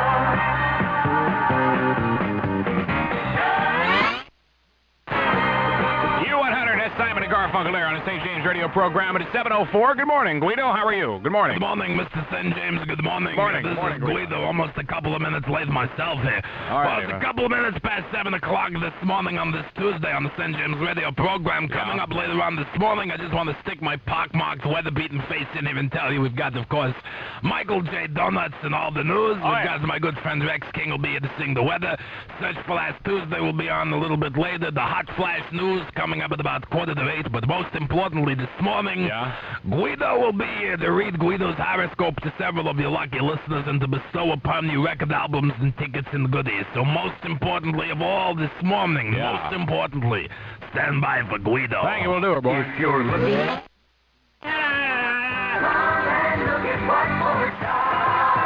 The closer you look, the better we look. I've had girls say that to me, too. The closer you look, sweetheart, the better I look. That's what they've said. Yeah. Well, it looks like it must be big news time. Oh, it is. I have many, many things. Gonna be cold again today, eh? Yeah. Colder than it was yesterday. Yep. God darn, it's gonna be cold. Cold tomorrow, too. Oh, boy. In fact, cold for about 6 months or so. Oh, really? Get used to it. Yes. Oh, look, my windshield's all frosted up and everything. Yeah. It's terrible. Well, anyway, do you have some news? I do. What's news? It's 10 above in the Twin Cities, exactly 7 minutes past 7. A special grand jury has been seated at Hennepin County to investigate allegations of improper and illegal actions by county honchos or officials. A total of 21 to 23 jurors were impaneled yesterday. Judge Donald Barbaro says the jury is expected to begin hearing evidence on December 15th. Attorney General Spanis agreed to conduct the investigation after State Auditor Robert Mattson revealed the allegation irregularities in an audit of county affairs. Congressman Bill Frenzel from Minnesota's 3rd District says a bankruptcy by New York City or some form of federal aid to the financially troubled city would not be a catastrophe. Frenzel, a Republican, spoke at a meeting of the Northwest Area League of Women Voters yesterday. He said if the city puts its house in order, some short-term small-amount seasonal guarantees for New York debt instruments would be appropriate. Did you all understand that? Me neither. A sniper firing from a top-floor hotel room killed 1 man, wounded 2 Detroit policemen last night. Authorities say the dead man was trying to pull 2 women out of the sniper's line of fire when he was hit. A jury weighing a verdict in the Lynette Fromm case faces an initial decision on whether she tried to kill President Ford when she pointed that gun at him. Should the panel reject that view, it may then decide whether she's guilty of assault. The panel considered a verdict for 5 hours yesterday, failed to reach a decision, and resumes deliberations later on today. The U.S. Defense Department says a recent inventory of its armories in the United States has found that tens of thousands of weapons and millions of rounds of ammo are missing. House Armed Services Committee has been told at least 18,000 military weapons have turned up missing since 1965. The Army alone says in the last 5 years, 1.1 million rounds of ammo, 1,259 rifles, mostly M1s, and 169 machine guns have been stolen or lost. Ooh.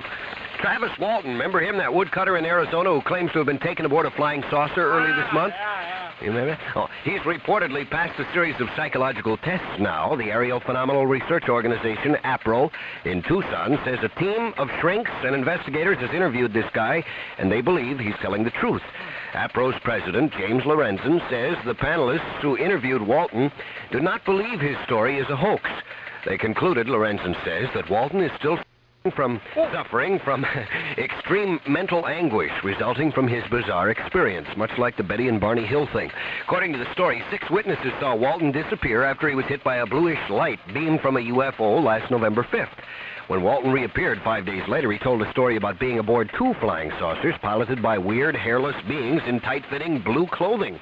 APRO adds that as strange as the story sounds, its investigators have been looking into 9 other accounts that are similar to Walton's. 5 of the 6 witnesses who reportedly saw Walton go passed lie detector tests already. The 6th was reportedly so upset over the incident that the polygraph test was completely inconclusive. The needle just went all over the place. Remember Tommy Redding? Oh, yeah. Star of Lassie? Sure. Eeyore.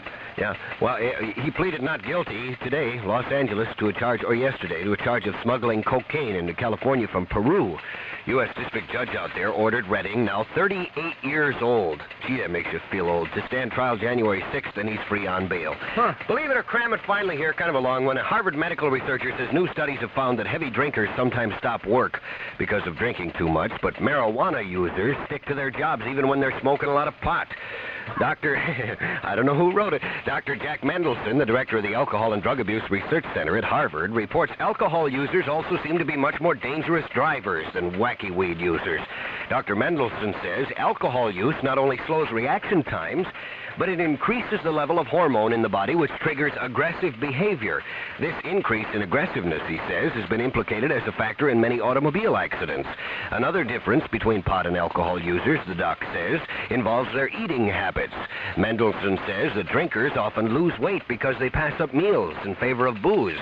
He states, however, that marijuana users tend to put on weight, apparently because pot smokers crave food. Fish are the munchies. And music and sex and colors and fun, man. U100, save the seals weather. Clear to partly cloudy, cold through tomorrow. High today near 14, low tonight around 3 above. High tomorrow near 12 above. It's 10 above right now. Michael J. Douglas with Jerry St. James. Well, old Baldy's gone away. That's for sure. The boss is on vacation. In the castaway, the mices will play. Gee, you know, he's probably sitting at home. Probably just sitting at home taping us here. Yeah, he took off. He took an airplane and went away. I missed him already, don't you? Oh, me too. Yeah.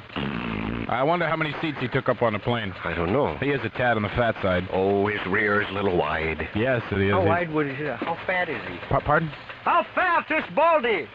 Well, let me put it to you this way. Last week he was in New York on business. Uh-huh. And they pushed him through the Lincoln Tunnel to clean it. He went away, and you... Oh, 100. The Angels there. My boyfriend's back. 1963 Gold on the St. James radio program. Good morning. It is 7:13, 13 past 7 o'clock. How's your face? The Twin Cities. Yeah, it's the place. Jack Electronics, sponsor of the world-famous Rex King Radio Rangers program, and here he is. Without further ado, glancing at the clock, it is time to bring on the world-famous man who's becoming a legend in his own time. Could we have a nice warm round of applause, please? For the world's only, for the Twin Cities only, for the only, singing weatherman in the entire world. Ladies and gentlemen, Mr. Rex King is here. Hey!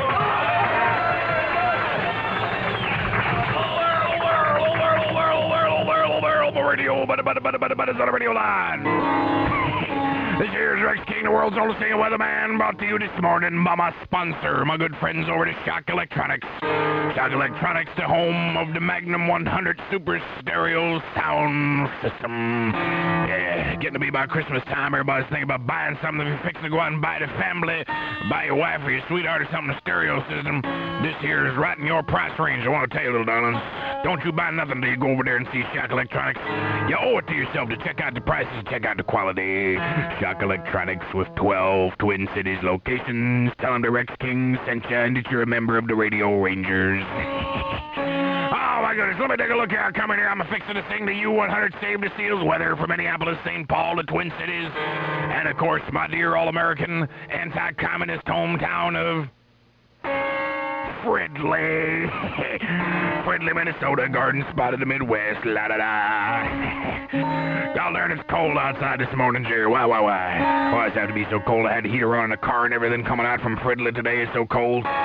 Getting too cold to play golf is what it is. I love playing golf. I'm fixing to go out there. You can't even play now because the fairways is all snowed under and everything.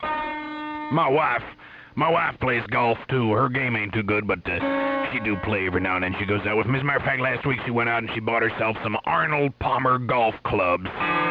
Said it might improve her game. Well, if that works, I'm fixing to get her some Linda Lovelace underwear. Clear, partly cloudy and cold through the Maury with a high today near 14. 14, Lordy, freeze your pumpkins off out there. I ain't bad at golf. I play in the low 70s. If it gets any colder, I just stay home.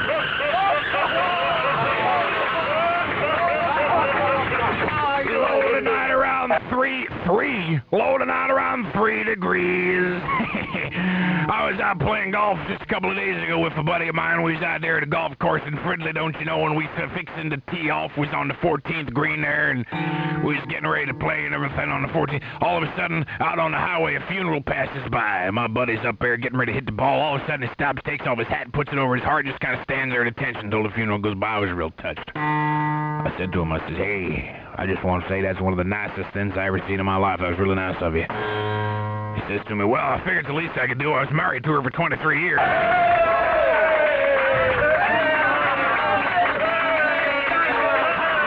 Hold it. High tomorrow near 12 degrees above zero. God darn, it's cold here. Why does it have to be so cold? Yeah, I don't mind playing. I like playing golf. The best thing I do at golf is people is drives good, don't you know? People chips and everything good. My best part of golf is putting. No, not putting, putting. When nobody's looking, I pick the ball up and put it in the holes.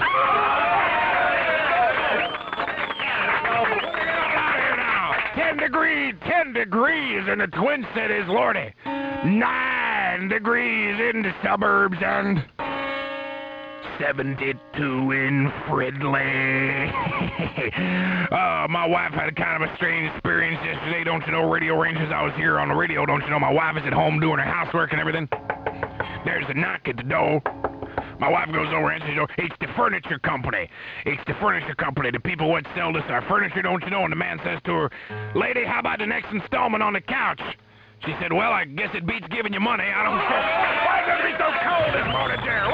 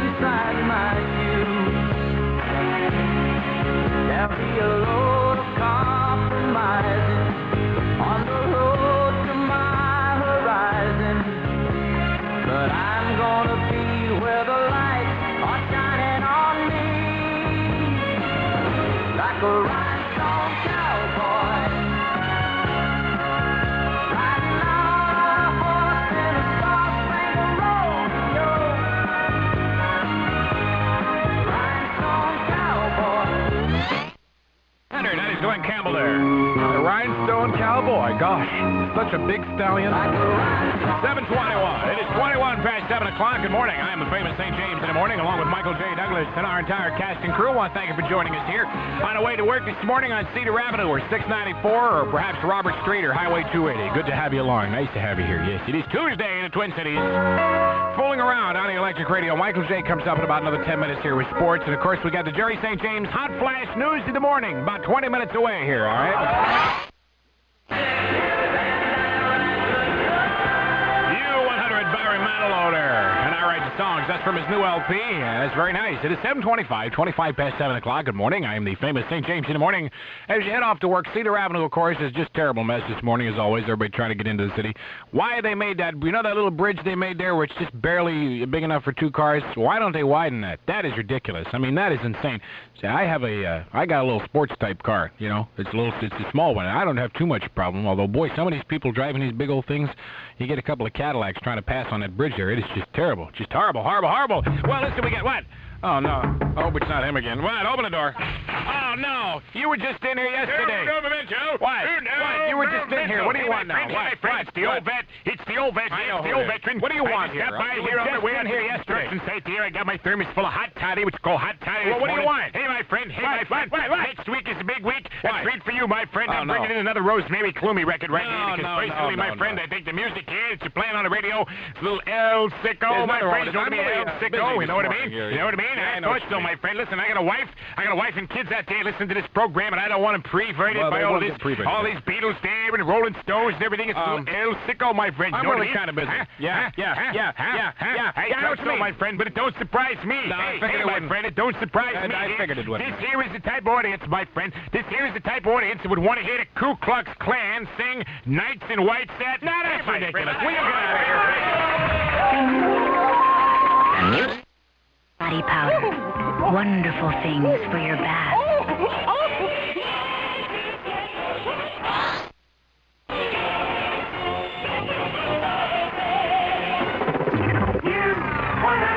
It is 7:28. This is Jerry Save the Seal St. James on the radio this morning at 28 past 7. 10 degrees outside. If you have to take Warner Road this morning out there by St. Paul, you know where the bottleneck is by the bridge? It slows people down for sometimes days at a time. Good idea. If you want to save a little gas this morning, when you get to that bottleneck and things get to a crawl, what you do is cut your ignition off and let everybody else push you to work. This is Jerry Save the Seal St. James on the radio this morning. 10 degrees as you head out to work and school. You will freeze your buns right off. Warm up, all right? Wrap up something really warm around your body there. Some earmuffs. Excuse me, we'll do nicely this morning in a heavy coat. And definitely going to need gloves, especially if you have to stand outside and wait for a school bus or something this morning. Or if you have to wait for a carpool. Definitely going to need gloves. Yeah, Save the Seal thing is rolling right along here. Yes, indeed you do. Hope you're getting signatures. We're going to be talking about that from now until the 19th of December. If you get a full petition or a couple or three of them, you want to mail them back, do it. Don't wait until the 19th, okay? Don't, like it says on the instruction sheets we sent you, okay? All of them have been mailed out with the exception of one order for 200, which we're mailing out today. Believe it or not, 200 petitions, yeah, going out in the mail today. But anyway, we'll be talking more about Save the Seals as we go along here. The official time this morning, if you want to set your watch or the clock in the car at the sound of the musical tone. Thank you, Moose. It is 28 minutes in front of 8 o'clock with the world-famous St. James on the radio. And isn't that what you want in a chewing gum? All right, flavor that keeps on going for you? Groovy, psychedelic underground. Wow. You like the big, long-lasting flavor of Wrigley's Spearmint Gum. The flavor stays with you. That is Bad Finger on the St. James program. Wow, 7:42 here. That means what, about 17, 18 before 8 o'clock or so on the Save the Seals radio show here. 10 degrees outside. You will freeze your buttons right off this morning. It is really very, well, probably not for you because you live here. Well, I live here too, but I've never seen it this cold in my entire life. Anyway, let's see what we got here. Oh, we got Michael J. going to be back here in about 15, 20 minutes or so. Rex King in about 45 minutes. And coming up next, right here on our stage, the famous St. James Hot Flash News of the morning. U100 is games that people play. The Spinners on the St. James radio program. It is 7:45, Save the Seals time, right here in the morning. And now, now, from around the world, across the nation, and up your alley, time for the Jerry St. James Hot Flash News of the Morning, brought to you this morning by the National Council on Economics, which urges you to help fight the war on poverty. Drop a hand grenade down a beggar's shorts. That'll do it. In the news this morning, well, the Christmas season is well on the way, and big shopping malls and stores already have their Yuletide decorations displayed around their establishments. The traditional Santa Claus will be in most of them, and shortly after Thanksgiving, we can expect to see street corner Santa Clauses everywhere, ringing in the Christmas season. Southdale Mall this year, for instance, features a Christmas display in the Walt Disney theme, and there are several old St. Nics running around there, including one from Poland. You can tell which one he is. He's the one holding the Easter basket.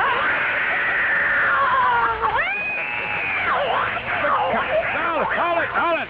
But the controversy over the president's son using marijuana on occasion still bristles in Washington, although things have died down a bit. Apparently, the president is not too happy with his son, who told reporters that he has smoked dope once in a while.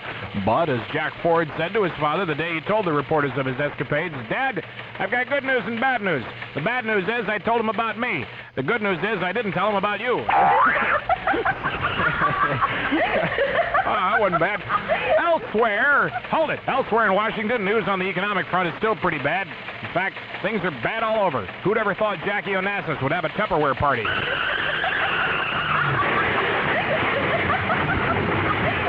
Hold it! You have to think about this one. The general manager of U100 has taken his family on a brief Thanksgiving vacation this week and has run into a little bit of trouble. Yesterday, he telephoned the station here to see that things were going okay and told his secretary things were fine with him, except he broke his finger. When she asked how that happened, he said somebody punched him in the nose.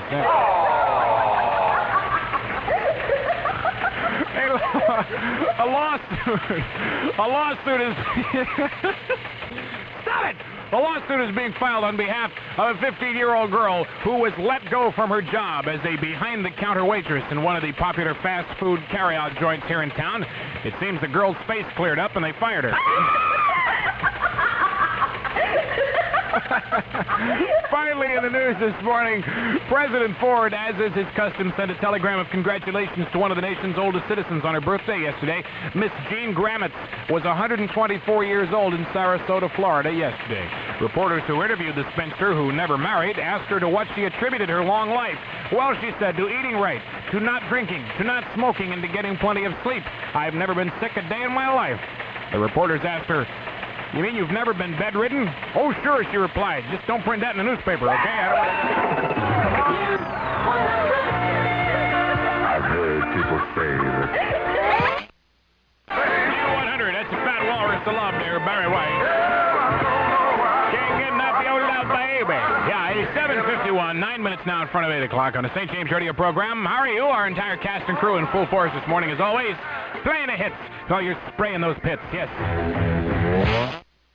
A high tempo north on Highway 61, just a mile south of White Bear Lake, or high tempo south on the Mendota Plaza, where Highway 110 and Dodd Road meet in Mendota Heights. I didn't write it. Why don't you know that? 7:53, 7 in front of 8 o'clock. Hey, you! It's St. James Down Radio, live here this morning. Good morning, America. Nice to have you along here. Get those petitions signed. Everybody at school and work today, tack it up on a bulletin board, take it around, but let's sign for a baby seal, huh? If you want it.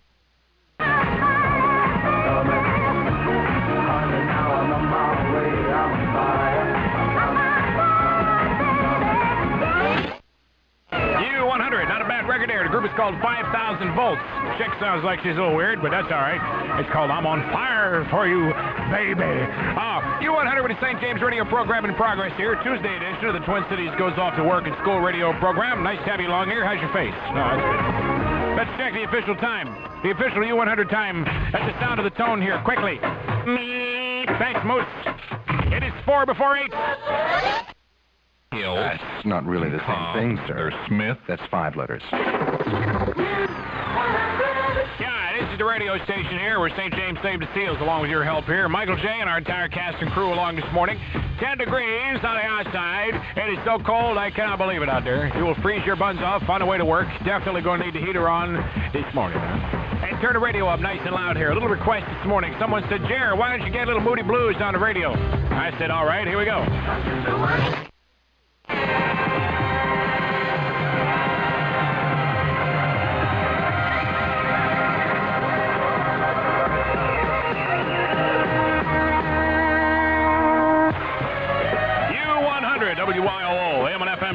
Marshfield. It is 8:02. This is the Jerry St. James radio program, the show that asks the question, is there sex after breakfast? Hang on. Search for Last Tuesday is next, all right?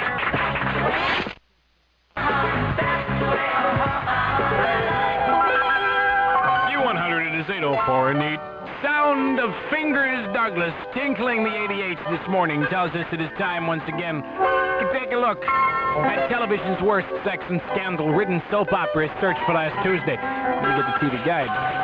Here we are, 3:30 today on Twin Cities Television. If you're at work, if you're at school, if you're out shopping, if you're not in your house, here's what you'll miss today on Search for Last Tuesday. Today, Marcia and Roger take some milk and sugar to the movies because they hear they're showing a new cereal. Yeah, that's pretty dumb. Meanwhile, on the way to the Vikings game, Joanne and Steve stop at 7-Eleven to pick up an ice chest, even though everybody realizes Joanne's got an ice chest of her own.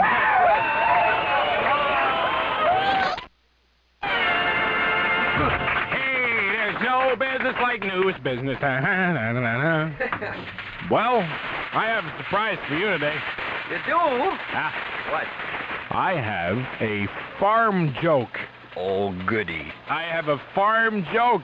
You think I'll get this one, then? Yes, indeed. I have been saving this. I am so excited. I found this over the weekend. Okay. And I am ready to give you a fun... Not now. Not now. To draw the suspense a little bit. I will be doing the farm joke probably next hour. No. Yeah, but we'll already be to work by then, Jer. All these people are screaming out on the bridge. Well, we'll do it at 8:30 then. Do it right after this newscast. No. Well, I don't know. I'll think about it. It's the farm. See, now, you're always teasing me because I'm from a big city and everything, you know? Mm-hmm. I have a farm joke. Mm-hmm.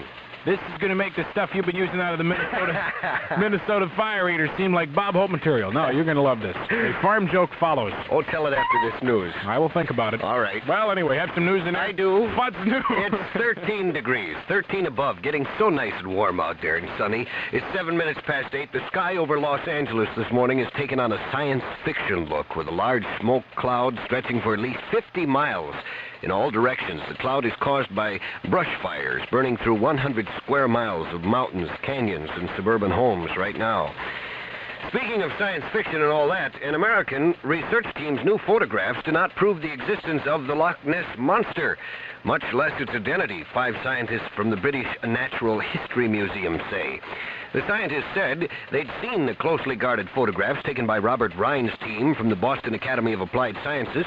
Last week, Rhine's and well-known British naturalist Sir Peter Scott said the pictures, some taken with a new high-speed flash technique and some sharpened by use of computers, as in the space probe photos of other planets, convinced them that at least one large creature lives in the waters, which are up to 450 feet deep.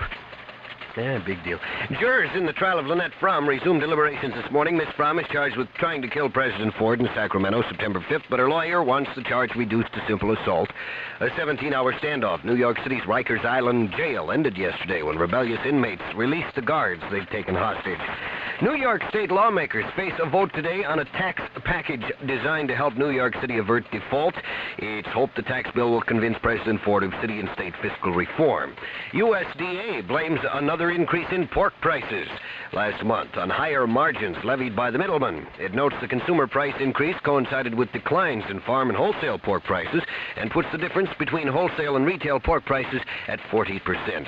Maryland Governor Marvin Mandel says he did not trade favoritism for secret financial interests in 2 business ventures, and he will not quit. A grand jury continuing the same investigation that led to the resignation of former Vice President Spiro the Zero yesterday indicted Mandel. The Paramonkey Indians, you know them? They paid their taxes to the state of Virginia as usual, turning over a 6-point buck to Governor Mills Goodwin in a practice started in 1646. Goodwin donated the deer then to charity, and the Indian chief commented, "I'll bet palefaces would like to pay their taxes like that." That's what he said. Finally, Godwin. Believe it or cram it, if Watergate wasn't a big enough scandal, a former technical publications editor with the Rocketdyne Corporation is claiming that American astronauts never set foot on the moon. Balderdash! Bill Casing of Santa Cruz, California, says the Apollo program was nothing but a complex down-to-earth hoax. Casing insists that America's astronauts actually got no closer to the lunar surface than a secret NASA base near Las Vegas, Nevada. He says the Nevada site was equipped with a phony moon set, and the astronauts slipped into their spacesuits and wandered about the set while a TV camera with very poor reception beamed the rather undramatic scene around the world. Casing predicts that when the real moon story breaks, and when people begin to ask what happened to all our $25 billion we spent to reach the moon, Watergate will be regarded as a minor news story by comparison. And when this scandal is cleared up, Casing is going to prove beyond a shadow of a doubt that Linda Lovelace is actually a vegetarian. U100, save the seal's weather. Save the seal's weather clear to partly cloudy and cold through tomorrow. High today near 14. Low tonight around 3 above. High tomorrow near 12 above. It's 13 above right now. Michael J. Douglas with Jerry St. James. Oh, that was pretty good. Thank you. Are you ready? I'm ready for a farm joke. I'm so proud of this farm joke. I researched all of my gag files and everything. I found a farm joke. And I'll get it, eh? Yeah, this is especially for farmers. I'm so excited. You ready for this? Oh, wait a minute. Emma, get in here. It's kind of a riddle. Okay. Kind of riddle. You have to say, I don't know why, when I tell you the first Okay. I wrote it down. Hurry. Wait a minute. Ready? Here it comes. Yeah. Why? Oh, this is... Why? Yeah. Why did the cow jump over the moon? I don't know. Why, Jerry? Why? Because the farmer had cold hands. Oh!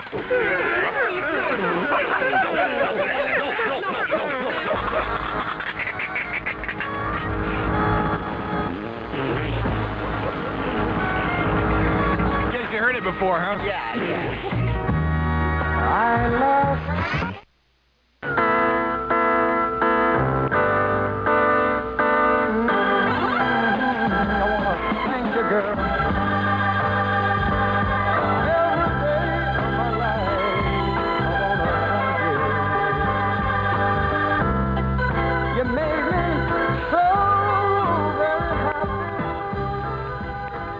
U100. That's blood, snot, and tears there. You made me so very happy. On the radio, it is 8:15, 8:15 on the St. James Electric Radio program. Nice to have you along here as you head out to work. Traffic this morning is all right, I suppose. No worse than usual. Some of the back roads still have a little bit of ice and stuff. My apartment, there aren't too many, well, I don't know. They don't do a whole lot of plowing in my apartment, and when you go up the road there, it's all full ice and everything. I always slip and slide trying to get into the garage and everything. Guido, do you have something for us here this morning? Guess what? This is Guido. G-U-I-D-O. Guido. What do you want? Guess what? I got a little something for you. Oh. If you would like to have Guido read your very own personalized horoscope, you can call up here at 452-3333. Guido has a little surprise for you. We'll take caller number 7. On the radio this morning, St. James here, playing the hits while you're spraying those pits. It is 8:19 as you head off to work or school. It is good to have you along this morning. Rex King, the world's only singing weatherman, will be here in scant seconds, so hang on. In the meantime, Jigsaw. U100, that is Jigsaw on the radio here with St. James in the morning. 8:21 is the official U100 Save the Seals time. 10 degrees outside as you head off to work or school. We got Rex King, the world's only singing weatherman, as close as your navel. Hang on. 23. It is 7 minutes before 8:30. That's pretty dumb. Everybody hang on, because Rex King is next, right here. That is from Midnight Cowboy there, and everybody's talking at me. That's Nelson. It is 8:26, 26 past 8, on the St. James program. Is it still 10 outside? 13. Oh, it is? Why don't you tell me these things? I have to change this here. 13 outside, see? The temperature's climbing. What are you guys doing? Wait a second. Hey, barf on your own self. Here he is. Could you kind of make Ray open the door there, because he's coming in. Ladies and gentlemen, Come on in. the world's only singing weatherman is here right now. Let's have a nice warm round of applause for him. Here he is. Mr. Rex King is here. Hey!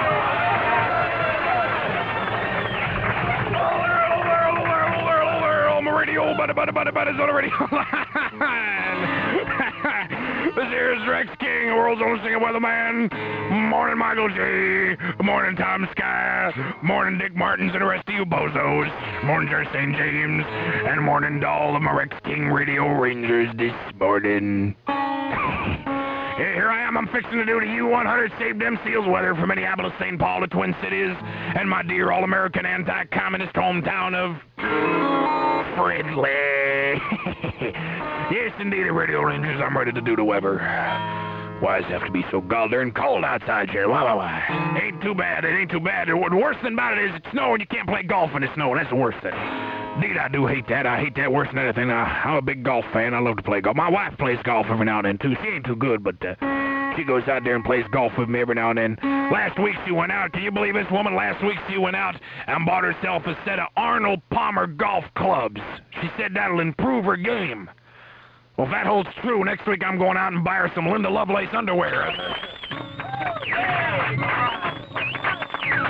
Clear to partly cloudy and cold through tomorrow with a high today near 14 degrees. I play a lot of golf out there in Fridley. We got a fine course out there. Fridley got everything. I play a lot of golf out there. I ain't too bad. I play in the low 70s. If it gets any colder, I just stay home. I don't believe it. I think I need a new string for my guitar. Listen to there. I busted it. See that? Busted a string this morning. That's terrible. I gotta get myself a... No one listen to that. That ain't too good. Gotta get myself a new string here. Let me take a look here. Low tonight around 3 degrees. Lordy, almost going down to 0 here. Low tonight around 3 degrees in the Twin Cities. Yeah, golf is an honorable man's sport. It's a gentleman's game. Just last Sunday, I was out there on the golf course with a buddy of mine, don't you know? We get out to about the 14th hole, don't you know, when we was playing there and everything. We was up on the green trying to get the ball in the little hole there and everything. All of a sudden, out on the highway there comes the funeral passing by. So my friend, he kind of stops playing, takes his hat off and puts it over his heart, stands there at attention until the funeral goes by, puts his hat back on, starts playing again. I says to him, hey, I just want to say that was just a wonderful display. You're a real gentleman. That was a very kind thing to do. He says to me, well, figured it's the least I could do. I was married to her for 23 years.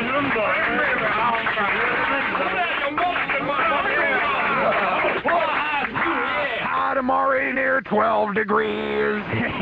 A lot of people like to drive when they play golf. A lot of people chips, you know, when they get themselves out of sand traps. Good. My best part of golf is putting. Yeah. No, not putting, putting. When nobody's looking, I pick the ball up and put it in the hole. Go!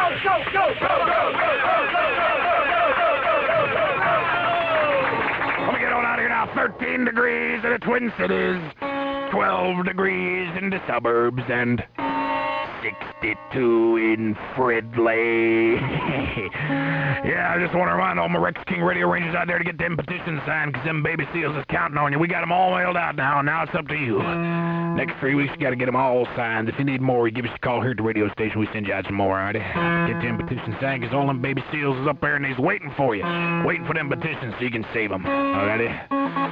My wife had kind of a bad experience yesterday, Radio Rangers. Kind of strange. I don't know. Don't know about that woman sometimes. She's at home, don't you know, doing her housework, flitting around the house, dusting and everything. About 10:30 yesterday morning, don't you know, all of a sudden there was a knock at the front door. A knocking at the door. My wife got over where the knocker was coming from. Open up the door. There stands a man from the company what sold us our furniture, don't you know? And he's standing there, and he's got his little receipt book in his hand and everything. He says, Miss King, how about the next installment on the couch?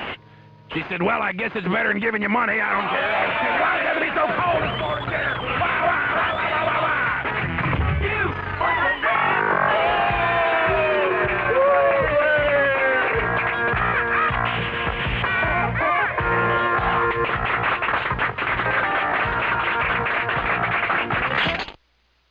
With St. James in the morning on the radio here. It is 8:34, 26 in front of 9, and Michael J. is scant seconds away. Thanksgiving week is complicated. Oh, hey, wait a minute. Hold on.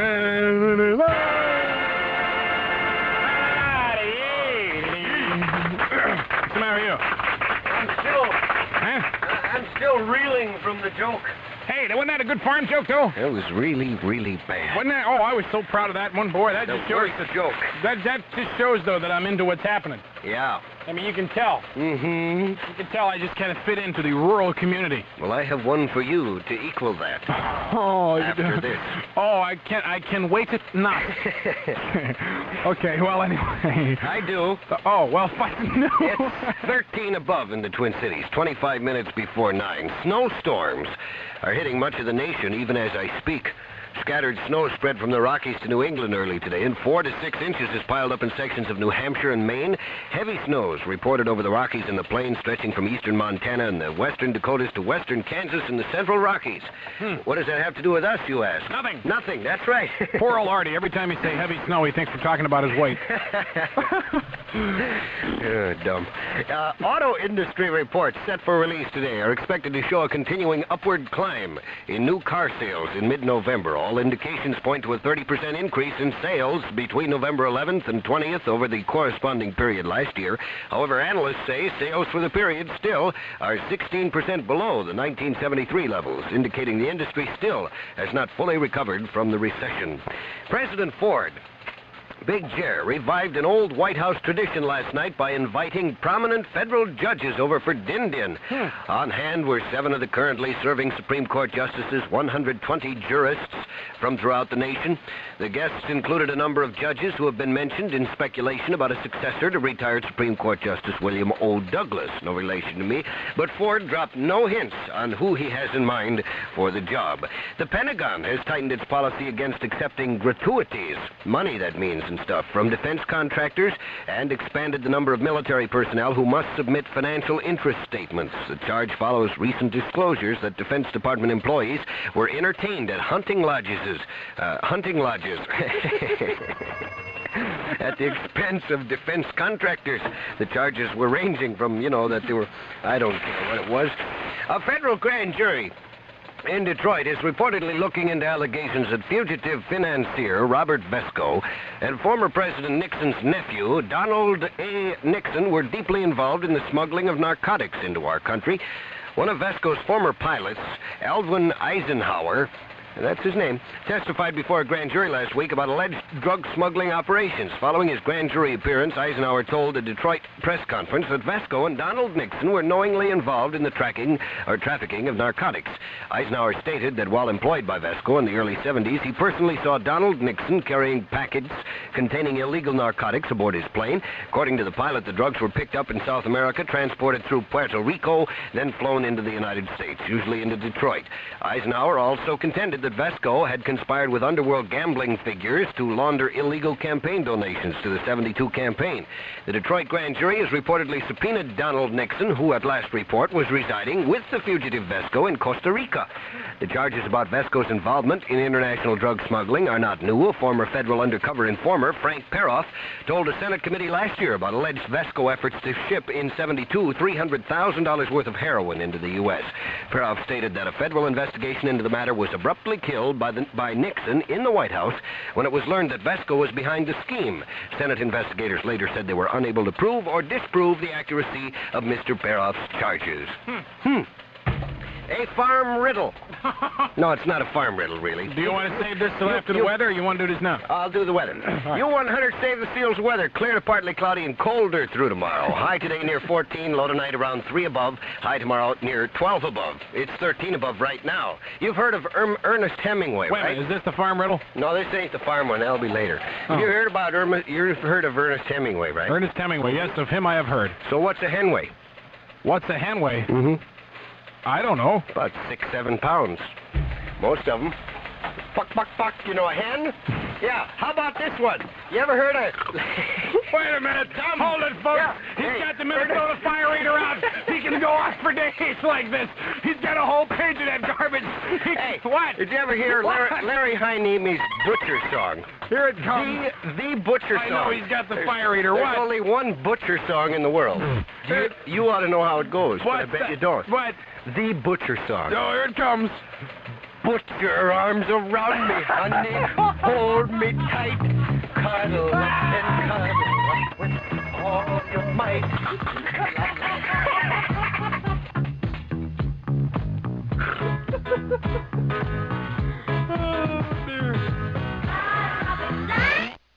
In the morning on the radio here. It is 8:43, 17 in front of 9 o'clock. I believe that, yes, as a matter of fact, he is. Guido is on the telephone with someone, a lucky listener, as he puts it, with a little gift and a horoscope, I believe. Guido, will you push that button down over there on the phone so we can hear what the conversation is? Good morning. Thank you. Who's on the phone with Guido? But guess who there? That is called Laughing on the St. James program. It's 8:47, 13 before 9. We haven't had much chance to talk about this lately because we've been so busy with the seals. But yeah, the Breakfast Buddy Club is still in operation. If you'd like to become a member of the Breakfast Buddy Club, just send your name and address to U100 Egan, E-A-G-A-N, 55122. I will send you your Breakfast Buddy kit out as soon as we can. We are just so swamped with the seal thing lately that we've run a tad behind on the Breakfast Buddies. But the Breakfast Buddy Club still is in operation, of course, and we will mail your stuff out just as soon as we can get to it. Yes. Nice on what the ski world is all about. The Lift on Highway 65, 1 mile north of Highway 694 in Fridley. Good morning. On the way to work, I'm Jerry St. James, playing the hits while you're spraying those pits and chomping your grits on Hennepin Avenue, Cedar Avenue, or 35W this morning. Good to have you along here. It is 8:49, 11 minutes in front of 9 o'clock from your official Save the Seal station, U100.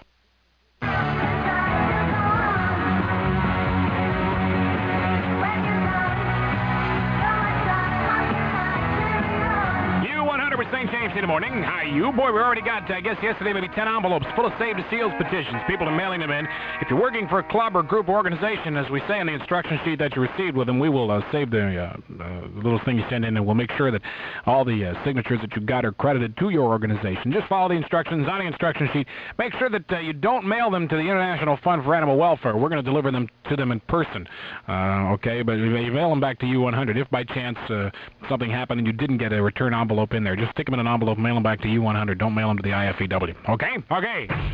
The official time at the tone this morning. Thank you, Moose. 7 before 9. Hey.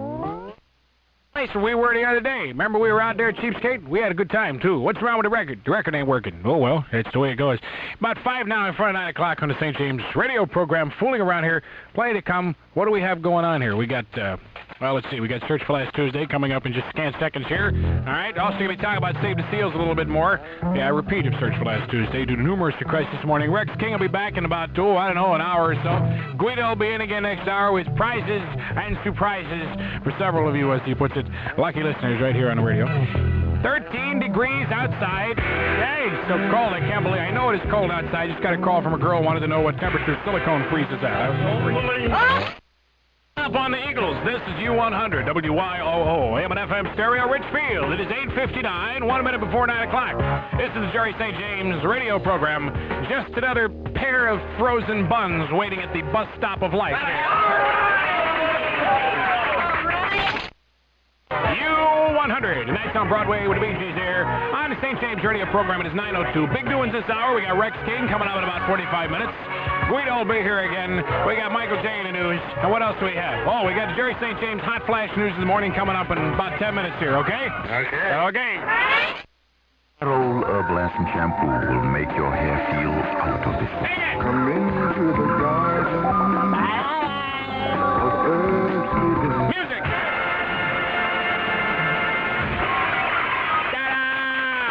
Catch a falling star and stick it in your navel. Never let it go. Hey, who sang it? Perry Como. The hills are alive with the sound of Hebrew. Maria, I just met a moose named Maria. I got 100 of these. Oh, okay. I could go on like this for days. Save them for Saturday. For our burned out show. Yeah. Gee whiz. It's the time, once again, when I just get my adrenaline flowing and just so excited. Because in just a scant half hour, we'll be deep into the all-request news. That's right, Jerry. Can't wait. All-request news on the radio. It's 11 degrees now. What's wrong with your voice? It's getting colder, Jerry. That's better. Thank you. You're welcome.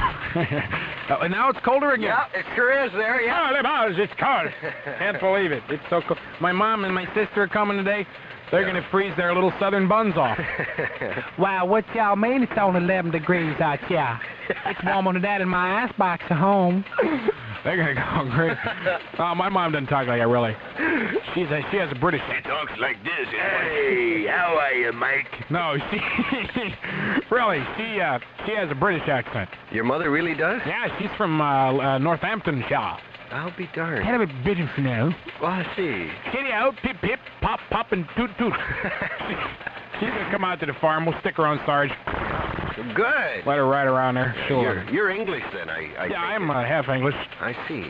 Yeah. And half your father, I suppose. Yes, half of that, too.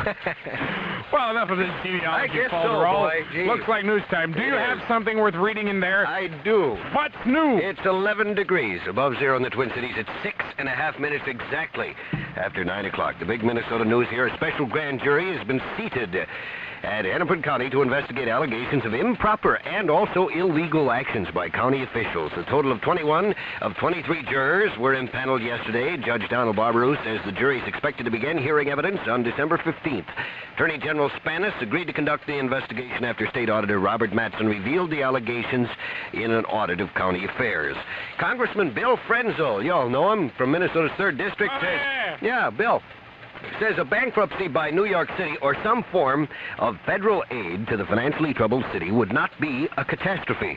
Frenzel, a Republican, spoke at a meeting of the Northwest Area League of Women Voters yesterday. Nice dinner, too, he said. He said if the city puts in its house in order, some short-term, small-amount seasonal guarantees for New York debt instruments would be very appropriate. Tony DeChant, the national president of the Farmers Union, he says the Ford administration is not solving the problems of runaway inflation, high employment, and recession, which could be solved. DeChant spoke at the annual convention of the Minnesota Farmers Union, St. Paul, yesterday. He said, Tony, the tools exist to maintain a full employment, full production economy. But, he said, the tools are not being used. It's that simple. You're darn right they ain't. Hey, look at them peas! Hey, look at that corn! Oh, my daddy could have been here. He would have said, what are you singing this dumb song for? Hey, look at them pole beans! Look at them. A black personnel manager who claims he was refused a lease on an apartment because of his race has filed a $250,000 lawsuit in the U.S. District Court here in Minneapolis. Cortez Vanfielder is a personnel manager for the Green Giant Company. He claims N.E. Voguepool, who does business as Voguepool Construction Company, refused to lease him an apartment in Eagan, Minnesota, saying renting to blacks necessitated fumigating his buildings. Vanfielder, who now lives in Lafayette, Indiana, also has filed a complaint with the Minnesota Human Rights Department. Vanpool could not be reached for comment. Maybe you know what I said told too much already. Mr. Van Poel? What? I told him, you got to watch out for the black tarantula.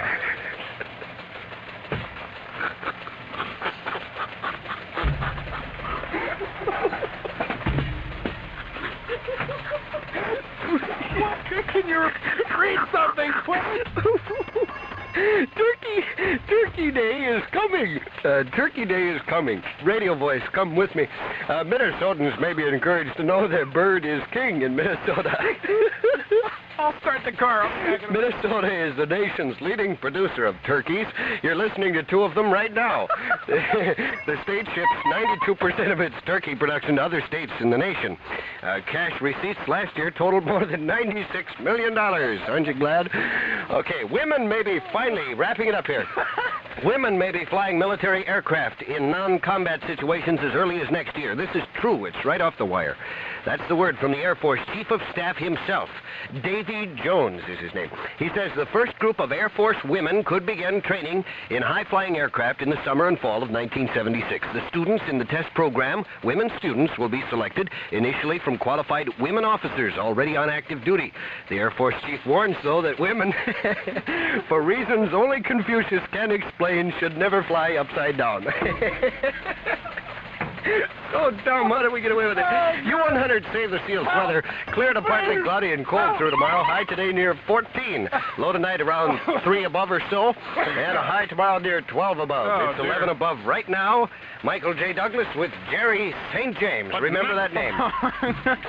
Don't remember mine, remember his. Oh, dear me. All right, let's get composed here. Yes, really. Well, the boss is out of town. Thank God the boss is out of town. The boss he's out of town, you know. Yeah. Good thing, too. Yeah, it is. He sure is cheap. Oh, is he cheap? Ugly, too. Yeah. Bald-headed, fat. Yeah, but mostly this time, let's let him be cheap, okay? Boy, he's cheap. How cheap is he? Pardon? How cheap is the old sidewalk? He's so cheap, you know, he was playing golf last week. Yeah? He said to his caddy, how good are you at finding lost balls? The caddy said, very good. The boss said, well, find one and let's get started.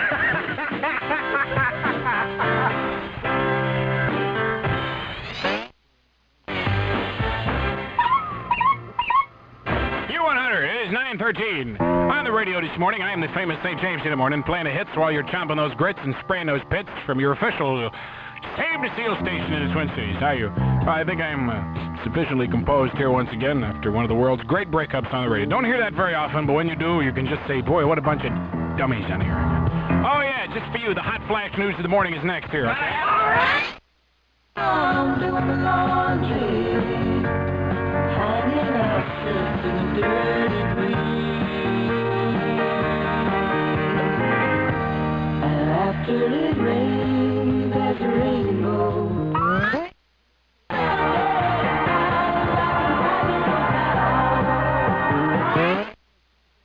U100, your official Save the Seal station. I am Jerry Save the Seal St. James. It is 9:17. Now from around the world, across the nation, and up your alley, time for the Jerry St. James Hot Flash News of the Morning. Brought to you this morning by the National Council on Economics, which urges you to help fight the war on poverty. Drop a hand grenade down a beggar's shorts. Right. In the news this morning, the Christmas season. Hold it!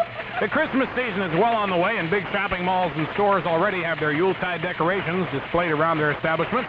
The traditional Santa Claus will be at most of them, and shortly after Thanksgiving, we can expect to see street corner Santas everywhere, ringing in the Christmas season. Southdale Mall this year, for instance, features a Christmas display in the Walt Disney theme. There are several old St. Nics running around there, including one from Poland. You can tell which one he is. He's the one holding the Easter basket. Well, he is. The controversy over the president's son using marijuana on occasion still bristles in Washington, although things have died down a bit. Apparently, the president isn't too happy with his son, who told reporters that he has smoked dope once in a while. But as Jack Ford said to his father the day he told the reporters about his escapades, Dad, I've got good news and bad news. The bad news is I told them about me. The good news is I didn't tell them about you. Hold it. Elsewhere in Washington, news on the economic front is still pretty bad. In fact, things are bad all over. Who'd ever thought Jackie Onassis would have a Tupperware party?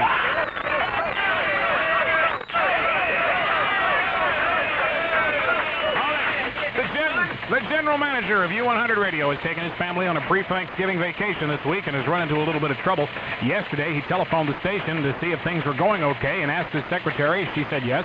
He also told her that things were fine with him, except he broke his finger yesterday. When she asked how that happened, he said somebody punched him in the nose. Sure. A lawsuit is being filed on behalf of a 15-year-old girl who was let go from her job as a behind-the-counter waitress in one of those popular fast food carry-out joints here in town. Seems the girl's face cleared up and they fired her.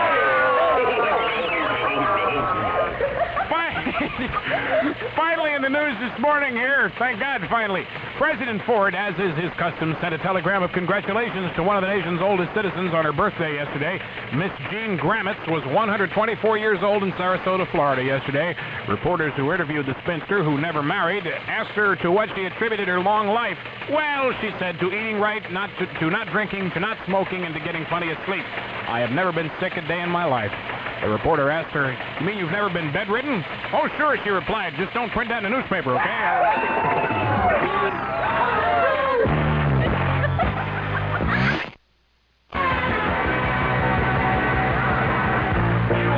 Chicago there, a little gold from 1973. Feeling stronger every day.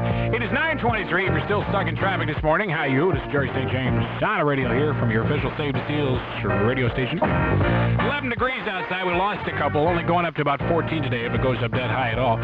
Big doings still here on the program. We got the All Request News coming up in about 10 minutes. And Rex King will be here at about 9:45 this morning, all right? Header to spinners and the games people play. Isn't that nice? I'm getting a little tired of it, but I hear it 5 times a day. You probably don't, but it's probably the best record they've ever done, I think. Anyway, okay, let's talk about just very briefly. I want to just spend about 10 seconds here talking about the seals. We got about 15 letters yesterday, not letters, but return envelopes with petitions in them, and that's super. Don't keep your petitions till the 19th. If you need more, call us or actually drop us a little note there when you return your petitions, and we'll send you a couple more. Okay, we have 1,000 more coming from the printer today. Don't drop out of the station today. today because they won't be here till like 4:30. If you want to drop by and pick up your petitions, that'll be a lot faster, and we will have them here tomorrow for you. Okay. Let's see what else. This is repeat petitions now. We're not taking any more new people unless you want to come by and pick them up, okay? What else is going on? Let me think. Talked to Brian Davies again yesterday. He's looking forward. Brian Davies, of course, the man who wrote Savage Luxury, the story of the SEAL thing, has been working on it for 11 years. Talked to him yesterday. He's very excited about what we're doing here, and we're going to have him on the phone probably tomorrow or Thursday. We're going to call up to New Brunswick and talk to the folks up there about the SEALs, and they'll tell us how great we are and what a good job we're doing here, everybody working together. And that should make you feel good. Other than that, just keep people signing, okay? Really, we're not letting down just because we don't talk about it quite as much as we did last week. We're not letting down. We'll be talking about it a lot more as we go along. So the big thing now is up to you. I mean, we've mailed out the petitions. The big thing is up to you to get them signed. If you need my help, if you want me to come out and appear somewhere, if you're having a Save the Seal something or other, just let me know where, and I'll come out there and help you. All right? All right. Super you. 9:29, 1 minute in front of 9:30. That's pretty dumb. Michael J. and All Request News will be here in just scant seconds, as close as your navel. Yes, repeating all the big stories in the morning that people have phoned in and said, hey, can I hear the one about the duck again? Yeah, that'll be coming up in a couple minutes. This is KC here. U100 with St. James in the morning. Got a mouthful of peanuts there. Want to say a real fast hi to all the guys and girls at St. Olaf's College out in Northfield. My good friend Jeff Cook just stopped by to say hello. He used to go out there. Everybody out there made us feel so welcome. That night we went out to see Michael Johnson, is that his name? Yeah, Michael Johnson, everybody. We had a good time out there. Guys out at St. Olaf's good. We love it. Anyway, you want to set the clock in the car to watch or something? The official time here at the Tone. Hurry up, Moose. Thank you, Moose. 27 in front of 10. Ho!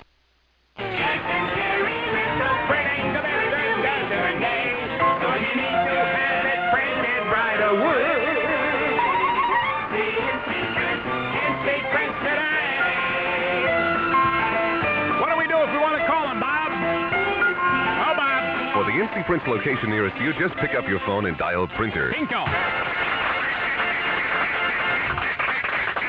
Well, the sound of the Waka Waka says it must be time for Waka Waka All Request News. Precisely. Yes. All the big stories of the day repeated here at your request. The most popular ones right here. The top 10 of the newsroom. But first, moving up to number 1 this week. After 3 weeks at number 7, it's the story about Jerry Ford sticking his face in the toilet. Ta-da! We got him all right. Come on now. Really, let's get serious. That's right. He was just having a conference with the Tidy Bowl man, that's all. We've been drifting along, having fun. All day. Everyone knows you cannot have fun and earn a living. That's true. Yep. Enough of this. That's right. Let's get serious. After that last Nuka. Yes. We are going to be drawn and quartered by many, many minority groups. Oh, I guess. Anyway, there must be something worth something in it. There is. There's something brand new here, see, that I have to tell you about. Well, what's new? Okay. 11 above in the cities, 25 before 10. St. Paul Mayor Larry Cohen. I call him Larry because I know him. He's called a news conference for today. Some city honchos predict he'll announce that he is not planning to seek re-election to a third term. Mayor's office has not commented on the topic of the news conference. The St. Paul Pioneer Press says, or prints, that sources in the DFL party say Cohen may be in line for another job next June, possibly in Washington. Way to go there, big layer, baby. Travis Walton, here's a request story right here. That woodcutter in Arizona who claims to have been taken aboard a flying saucer early this month reportedly has passed a series of his psychological tests. APRO, the big UFO investigation down there in Tucson, says a team of shrinks and investigators has interviewed Mr. Walton, and they believe he's telling the truth. After all, who would lie whose name is Walton, huh? APRO's president, James Lorenzen. Good night, Mom. Good night, Eureka. Good night, John Boy. Good night, Mary Beth Sue, daughter girl. Serious. APRO's president, James Lorenzen, says that the panelists who interviewed Walton do not believe his story is a hoax. They concluded, Lorenzen says, that Walton is still suffering from extreme mental anguish resulting from his bizarre experience. According to the story, 6 witnesses saw Walton disappear after he was hit by a bluish light beamed from a UFO last November 5th. When Walton reappeared 5 days later, he told a story about being aboard 2 flying saucers, not 1 but 2, piloted by weird, hairless beings in tight-fitting blue clothing. APRO adds that, as strange as the story sounds, its investigators have been looking into 9 other accounts that are similar to Mr. Walton's. 5 of the 6 witnesses who reportedly saw Walton disappear passed lie detector tests. The 6th was reportedly so upset over the incident that the polygraph test was completely inconclusive. The needle just went all over the place. Hard to talk with those peanuts in your mouth, isn't it? Yeah, really? Excuse me. Okay. All right. As if Watergate wasn't a big enough scandal, get this one. A former technical publications editor of the Radiodyne Corporation, Rocketdyne rather, claiming American astronauts never did go to the moon. Oh! Bill Casing of Santa Cruz, California, says the Apollo program was nothing but a complex hoax. Casing insists America's astronauts actually got no closer to the lunar surface than a secret NASA base near Las Vegas, Nevada. He says the Nevada site was equipped with a phony moon set, and the astronauts slipped into their spacesuits and wandered about the set while the TV camera, with very poor reception, beamed the rather undramatic scene all over the world and freaked people out.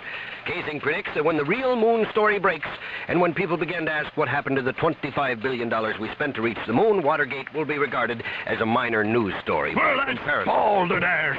As the senator from the great state of Mississippi, I want to say that's hogwash, boy, hogwash. Listen to me when I'm talking to you, boy. All right. You remind me of Paul Revere's ride. Oh, yeah? Light in the belfry.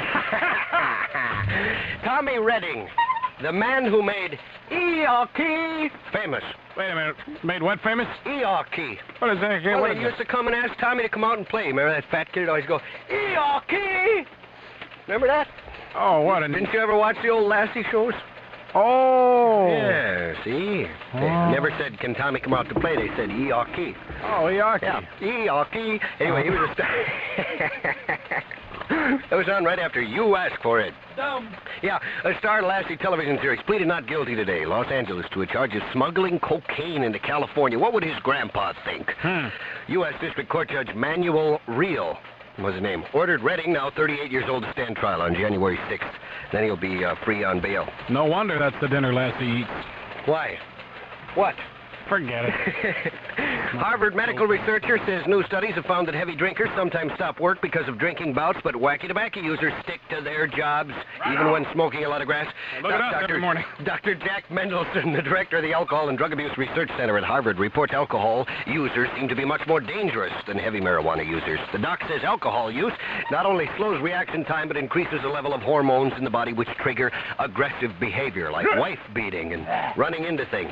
His increase in aggressiveness, or this increase, he says, has been implicated as a factor in many automobile accidents. Another difference between pot and booze, he says, involves eating habits. Mendelson says that drinkers often lose weight because they pass up meals in favor of drinking. He states, however, that marijuana users tend to put on weight and become fat, apparently because pot makes them crave food. It's that case of munchies. A chicken sandwich with a live chicken. In world record things, an Indian yogi, that's a person who does a lot of yoga, Sir Timoy, recently set a world record by writing 843 poems in 24 hours. Now the yogi has announced the establishment of yet another world mark. Yes, he has. That's right, friends. Timoy says that he took a brush in hand early this month and painted a staggering total of 16,031 original paintings in a 24-hour period. The yogi says he was able to do it with a lot of concentration and, of course, a lot of paint and 4,000 pep pills. Hey! Yep. That's all there is, I think. We did the duck story already before, didn't we? No. Yeah, we did that. U100 saved the seals weather. Clear to partly cloudy and cold through tomorrow. High today near 14. Low tonight around 3 above. High tomorrow near 12 above. It's 11 above right now. Michael J. Douglas with Jerry St. James. Can you believe we get paid for this? Do this? No. Well, old Cheapy's away. Yeah, the boss is gone. Yeah, boy, that's good. Yeah. Everybody's morale is very good now. It's like a vacation around here. Everybody's having so much fun. It sure is. Hang on a second. Anyway, he's away. Boy, that man is cheap. Oh, jeez, I guess. Can't believe How cheap would is? Where is he? Pardon? How cheap is he? I was over his house one time. Give me a little tour of the place, you know. Takes me into one room with no roof on it. Yeah. I said, what's this? He said, it's the shower. Oh, yeah? Dumb. Yeah. Dum. I didn't say it was funny. All I said was it was cheap. U100 has to save the seals. Jefferson Starship there. Gracie Slick, Marty Balin, Paul Cantor, and all the rest of the bozos on the radio. 9:44, 16 in front of 10 o'clock. That's the official Save the Seals time. U100, 11 degrees outside. Very, very cold today. Going down to 3 degrees tonight. Can you dig that? Yes, indeed. Brother Bob on the radio at 10 o'clock this morning, as always. In the meantime, however, we got the world's only singing weather band. Mr. Rex King is next. All right. Go. I'm the famous St. James in the morning on the radio here. It is 13 now in front of 10. It's 9:47, and let's bring him in here with another tumultuous round of applause. Ladies and gentlemen, a man who is becoming a legend in his own time, especially right here in the Twin Cities. Could we have a nice welcome, please, for the world's only singing weatherman? Here he is. Mr. Rex King is here. Hey!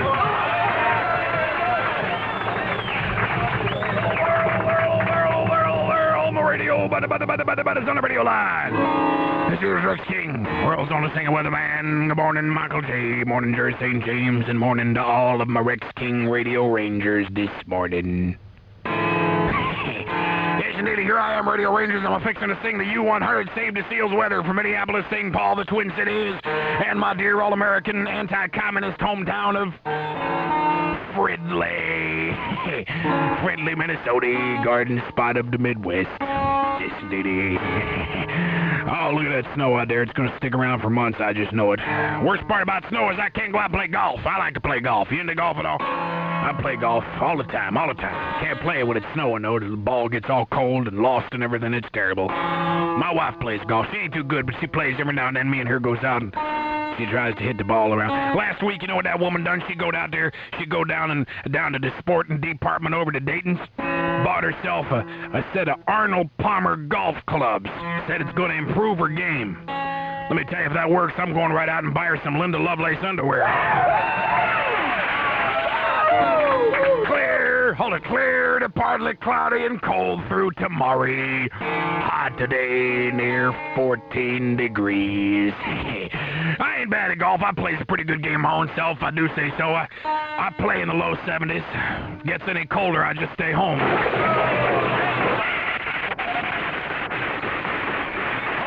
Low tonight around 3 degrees. You're going to freeze your ever-loving buns right off. There will be frost on your pumpkins tomorrow, little darlings. Let me tell you, 3 degrees. Why does it have to be so cold here? Well. I remember about a month ago I was out on a golf course in Fridley. Yes, indeed, you do, don't you know? I was out there playing with a buddy of mine, don't you know? We get up to about the 14th hole there, and we was putting and everything and just kind of hitting our balls around. All of a sudden out there on the highway, a funeral passes by. My friend, he just kind of puts his club down, takes his hat off and puts it over his heart, stands there at attention and watches as the funeral parade goes by. As soon as it goes by, puts his hat back on, commences to playing again. I told him, I says, hey, I just want to say that was one of the nicest acts of respect I ever seen in my life, and I'm proud of it, buddy. He said, well, I figured it's the least I could do. I was married to her for 23 years.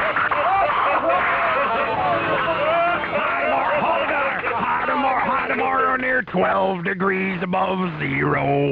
Yeah, a lot of people play golf. My strong point of golf is putting. Yeah, that's when I get up on the green. My strong part is my best is putting. That's what I do best. No, not putting. Putting. See, when nobody's looking, I pick the ball up and I put it in the hole. Let me get on out of here now. Hold it. Let me get on out of here now. 11 degrees, Lordy, 11 degrees in the Twin Cities, 12 degrees in the suburbs, and 53 in Fridley. Speaking of Fridley, my wife kind of had a strange experience yesterday, don't you know? She's flitting around the house about 10:30, so doing housework and everything, don't you know? Yeah, and all of a sudden there was a knocking commencing at the door. My wife got over to the door, opened it up, and there stands a representative from the company from which we buy our furniture, don't you know? Yes, indeed, a man standing there from the furniture company with a receipt book in his hand. He says, morning, ma'am. How about the next installment on the couch? My wife says, well, I guess it's better than giving you money. I don't care.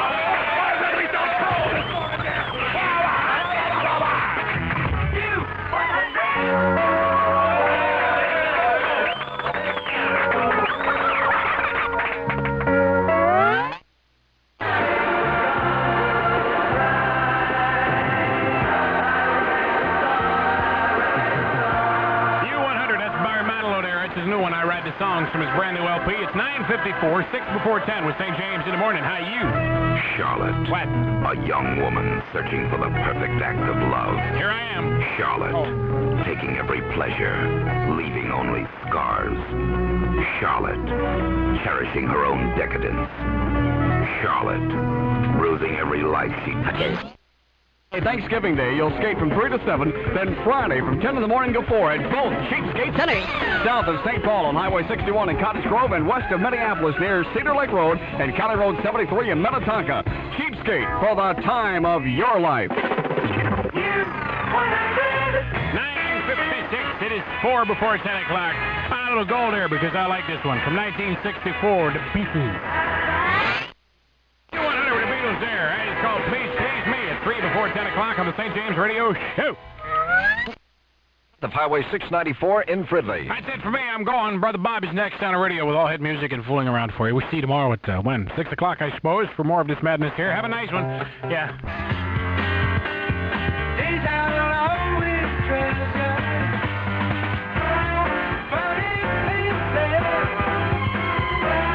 Full of love and laughter. Funny places. Summer nights and streets come back. The world gone away. For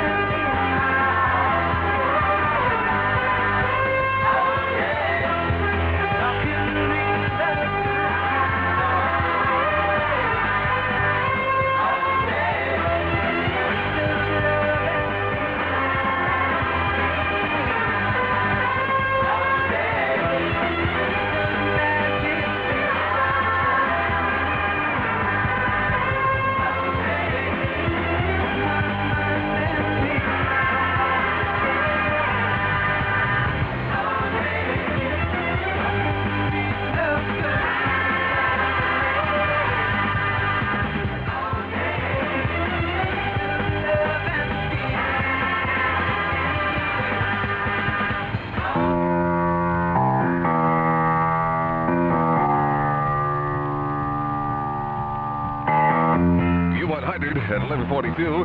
I am your brother Bob with Simon and Garfunkel on their first effort together in 4 or 5 years. Little lovers quarrel split them up that long. They're willing to let bygones be bygones and sing My Little Town for us this morning.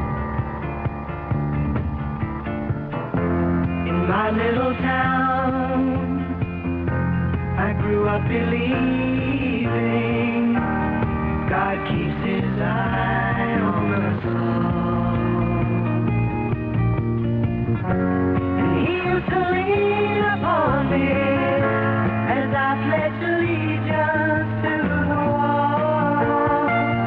Lord, I recall my little town, coming home after school, flying my bike past the gates of the factory.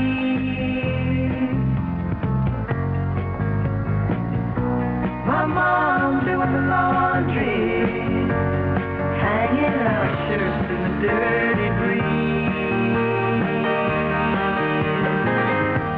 And after it rains, there's a rainbow, and all of the colors are black. It's not that the colors aren't there, it's just imagination they lack. Everything's the same back in my little town. I know now.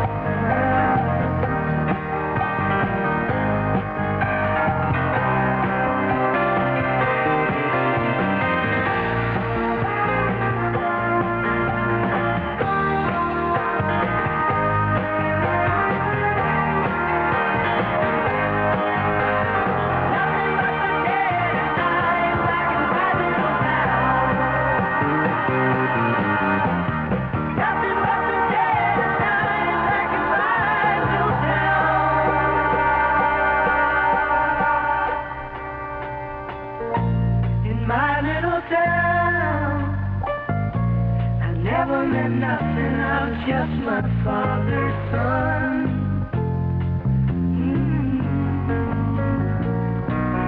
Saving my money, dreaming of glory, twitching like a finger on the finger of God. Leaving nothing but the dead side.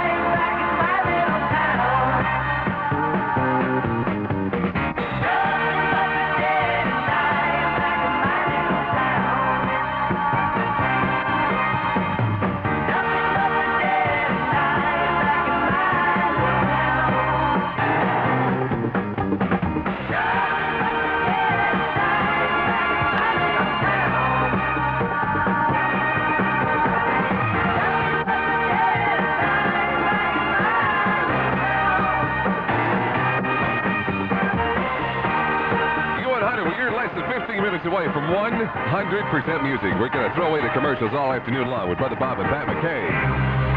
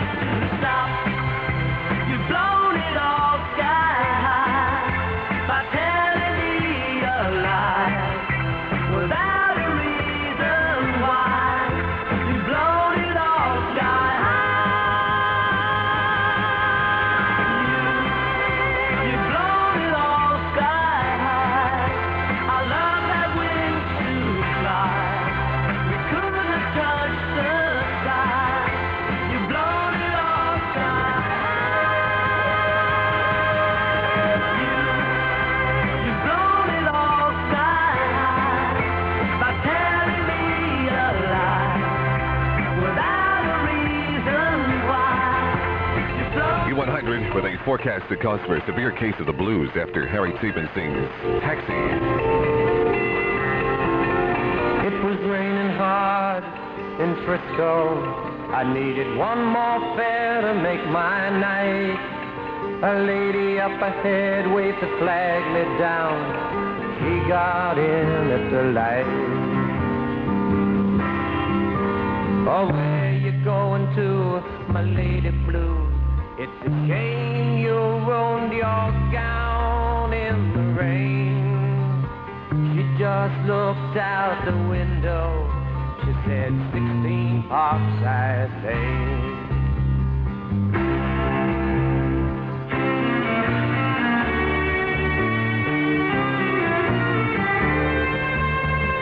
Something about her was familiar. I could swear I've seen her face before. But she said, I'm sure you're mistaken. And she didn't say anything more. It took a while, but she looked in the mirror. Then she glanced at the license for my name. A smile seemed to come to her slowly. It was a sad smile just the same. And she said, how are you, Harry? I said, how are you through? Through the too many miles and the too little smiles, I still remember you.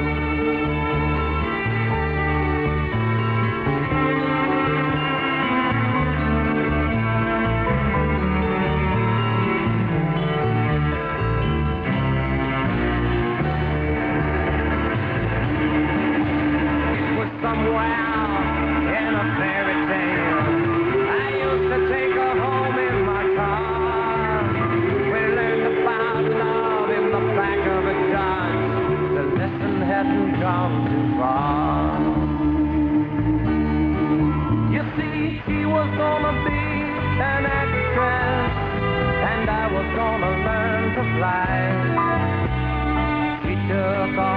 find the footlights. I took off to find the sky.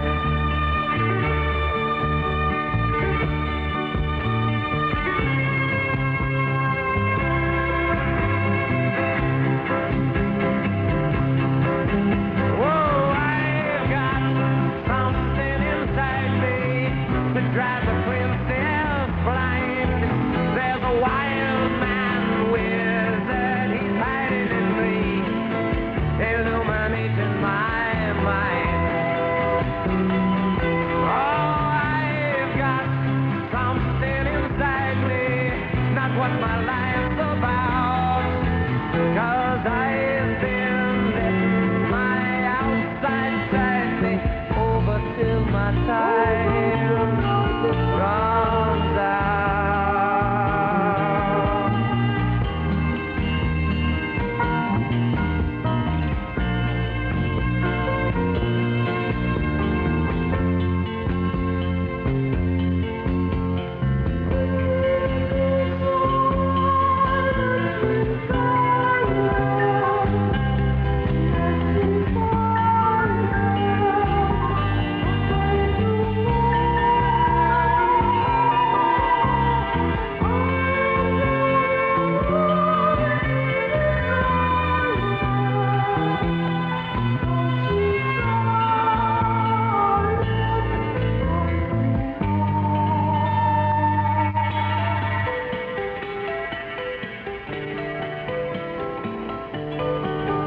There was not much more for us to talk about. Whatever we had once was gone. So I turned my cab into the driveway, past the gate and the fine trim lawns. And she said, we must get together, but I knew it'd never be arranged. Then she handed me $20 for a $2.50 fare. She said, Harry, keep the change. Well, another man might have been angry, and another man might have been hurt, but another man never would let her go. I stashed the bill in my shirt, and she walked away in silence. It's strange how you never know, but we both gotten what we'd asked for such a long, long time ago. You see, she was gonna be an actress, and I was gonna learn to fly. She took off to find the footlights. I took off for the sky. And there she's acting happy inside her handsome home. And me, I'm flying in my taxi, taking tips and getting stoned. I go flying so high when I'm stoned.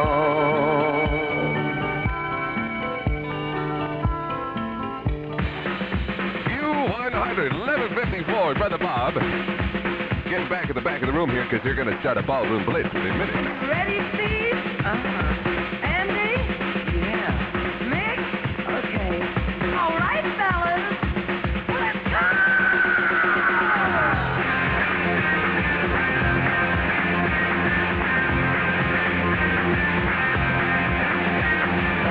It's getting so hard, living with the things you do to me. My things are getting so strange. I like to tell you everything I see. Oh, I see a man at the back. As a matter of fact, his eyes are as red as the sun.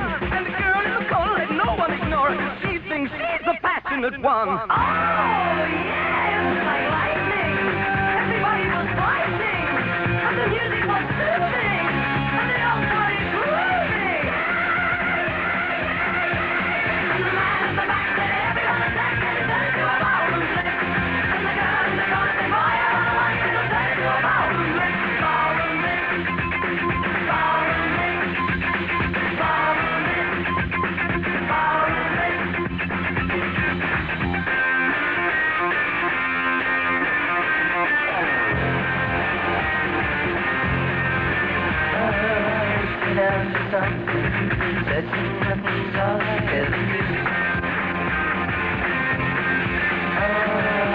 because of that.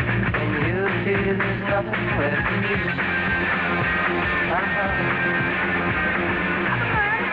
Ready to crack as you raise it high to the sky. And the girl in the corner is everyone's fun. She could kill you with a wink of her eye. Oh, yeah! It was electric. Surprisingly hectic. And my lungs started leaping. But they all stopped breathing. The man in the back said everyone's acting. He turned into a ballroom flick. And the girl in the corner said, boy, I rock a body with a turn into a ballroom flick. Ballroom flick. Ballroom flick. Ballroom flick. Ballroom flick. It's ballroom flick. It's ballroom flick. It's ballroom flick. Yeah, it's a ballroom flick.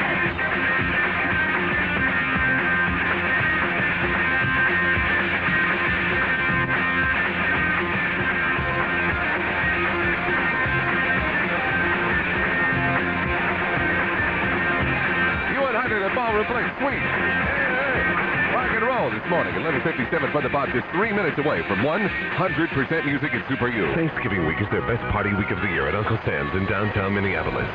Tonight, Drink and Drown Night is moved from Wednesday to Tuesday for Thanksgiving week only.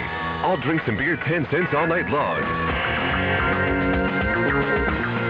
And tomorrow night, Wednesday, make your plans for Thanksgiving Part 1 with Jesse Brady, live from Uncle Sam's, 29 North 7th Street in downtown Minneapolis. Often imitated, never duplicated.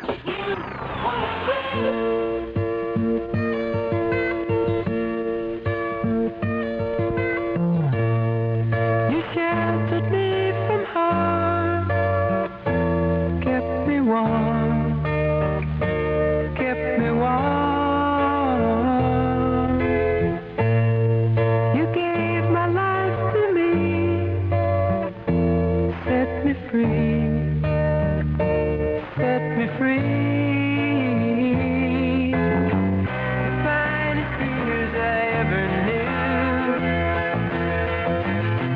For all the years I had with you, and I would give anything I own, give up my life, my heart, my home.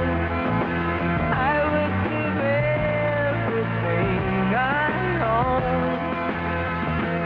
just to have you back again. You taught me how to love,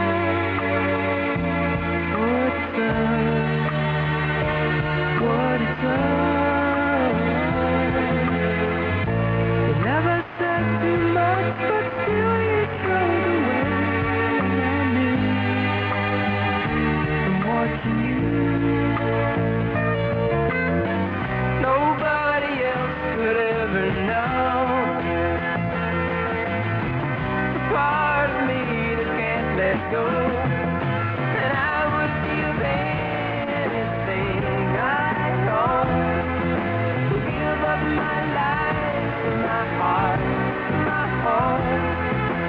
I would give everything I own just to have you back again. Is there someone you know you're loving them so, but taking them all for granted?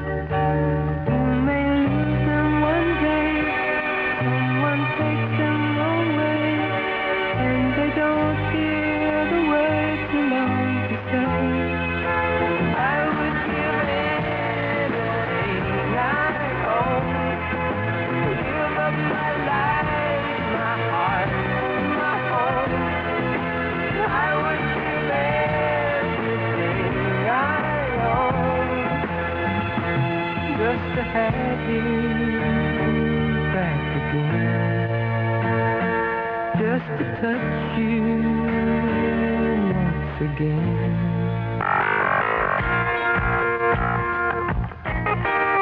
U100, 1201.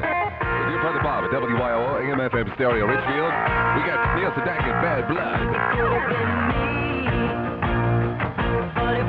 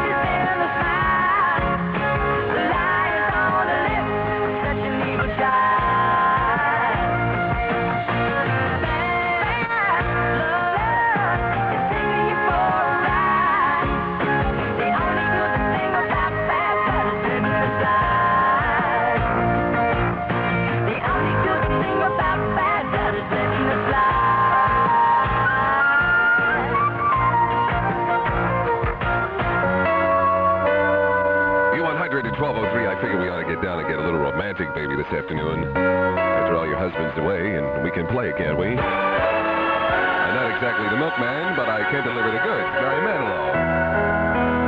I've been alive forever, and I wrote the very first song. I put the words and the melodies together. I am music, and I write the song. I write the songs that make the whole world sing. I write the songs of love and special things. I write the songs that make the young girls cry.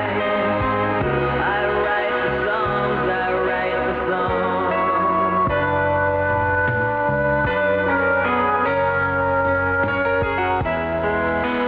My home lies deep within you, and I've got my own place in your soul.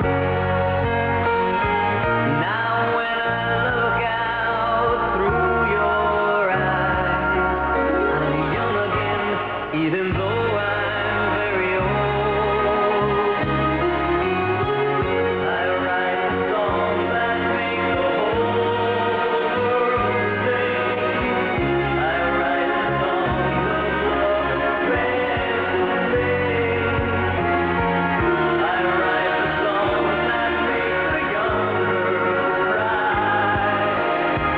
I write the songs, I write the songs. Oh, my music makes you dance and gives you spirit to take a chance. And I wrote some rock and roll so you can move. Music fills your heart. Well, that's a real fine place to start.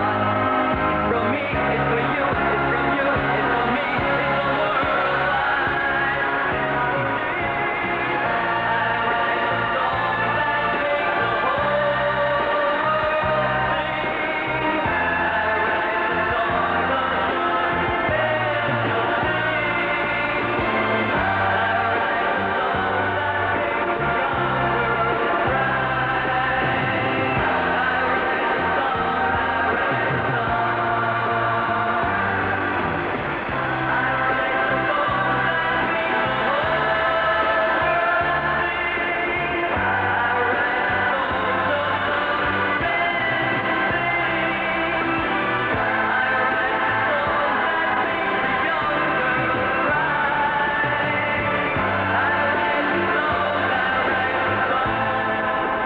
U100, Barry Manilow. I write the songs. The Super U.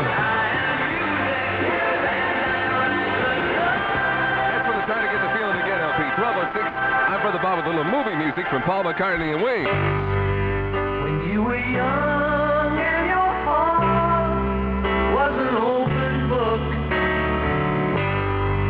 you used to say, "Little let me in."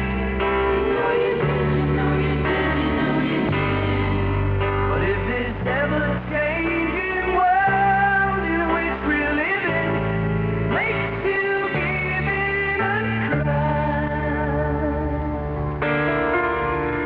say, "Live and let die."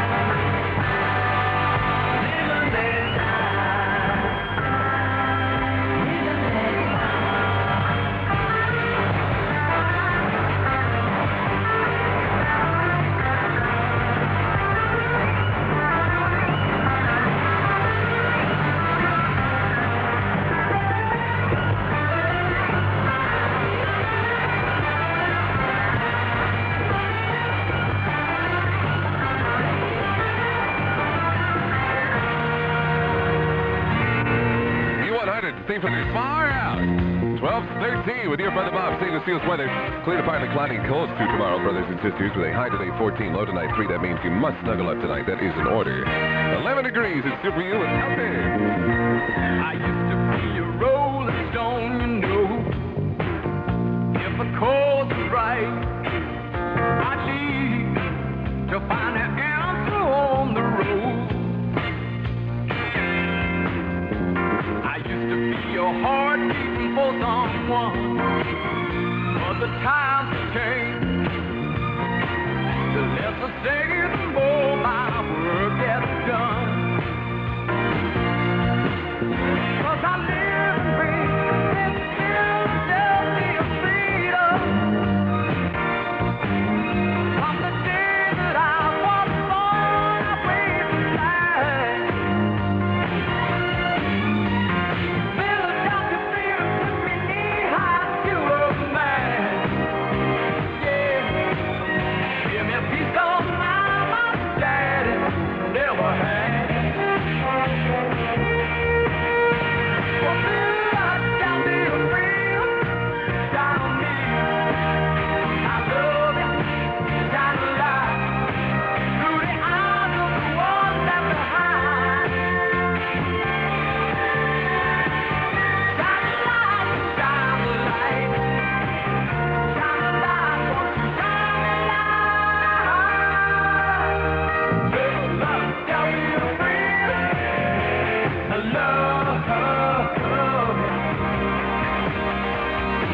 I do.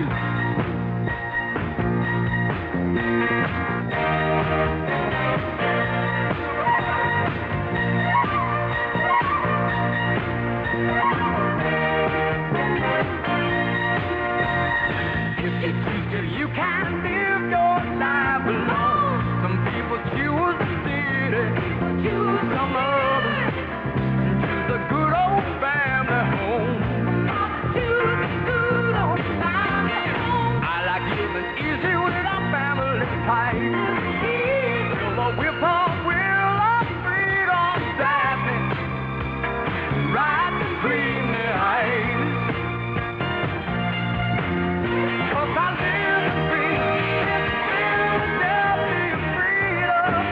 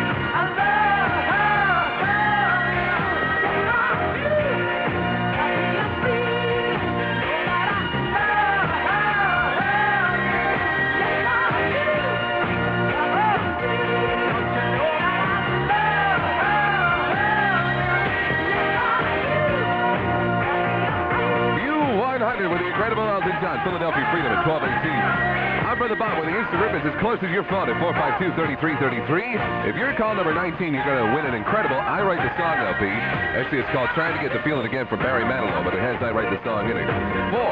452-3333. Make yourself a winner at Super U.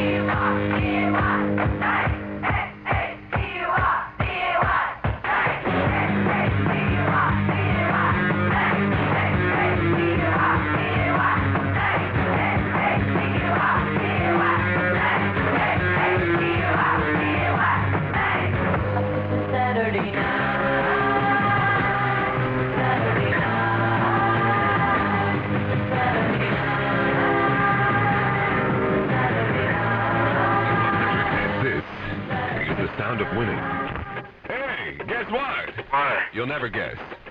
You've just won yourself a Barry Manilow Trying to Get the Feeling Again LP from Super U. Great. Does that do anything for you? Yeah. Got a lot of great songs on it, man.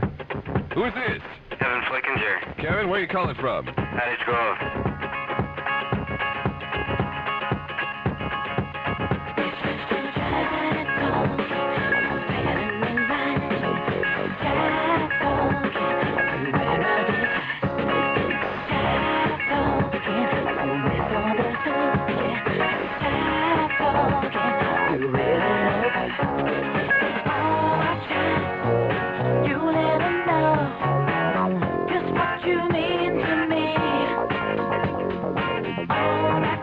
on the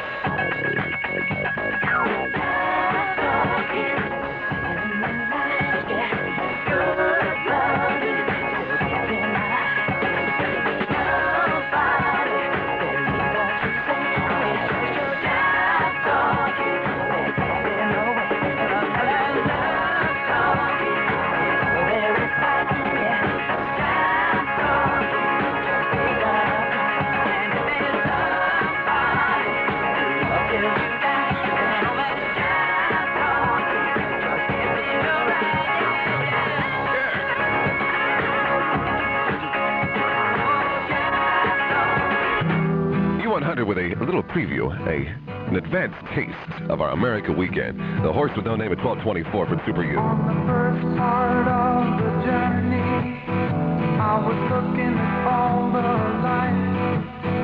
There were plants and birds and rocks and things. There was sand and hills and rain. The first thing I met was the flowers above and the sky with no clouds. The heat was hot and the ground was dry, but the air was full of sound. I've been through the desert on a horse with no name. It felt good to be out of the rain. In the desert, you can't remember your name, 'cause there ain't no one for to give you no pain.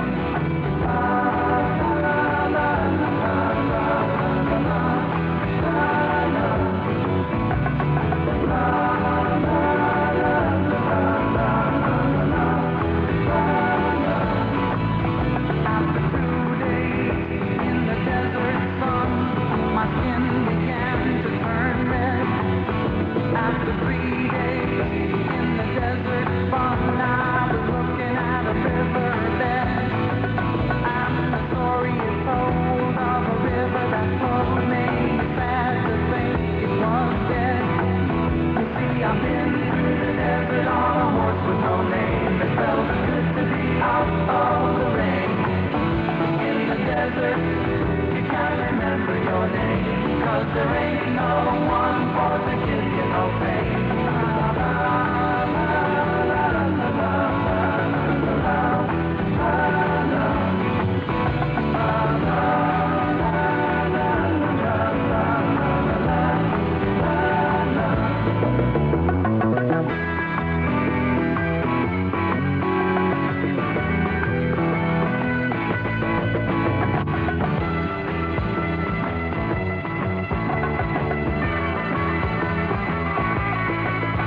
After 9 days, I let the horse run free, 'cause the desert had turned to sea. There were plants and birds and rocks and things. There was sand and hills and rain. The ocean is a desert with its lives underground and the perfect skies above. Under the sea lies a heart made of brown, but the human will give no love. See, I've been through the desert on a horse with no name. It felt good to be out of the rain. In the desert, you can't remember your name, 'cause there ain't no one for to give you no pain. La, la, la, la, la, la, la, la, la, la,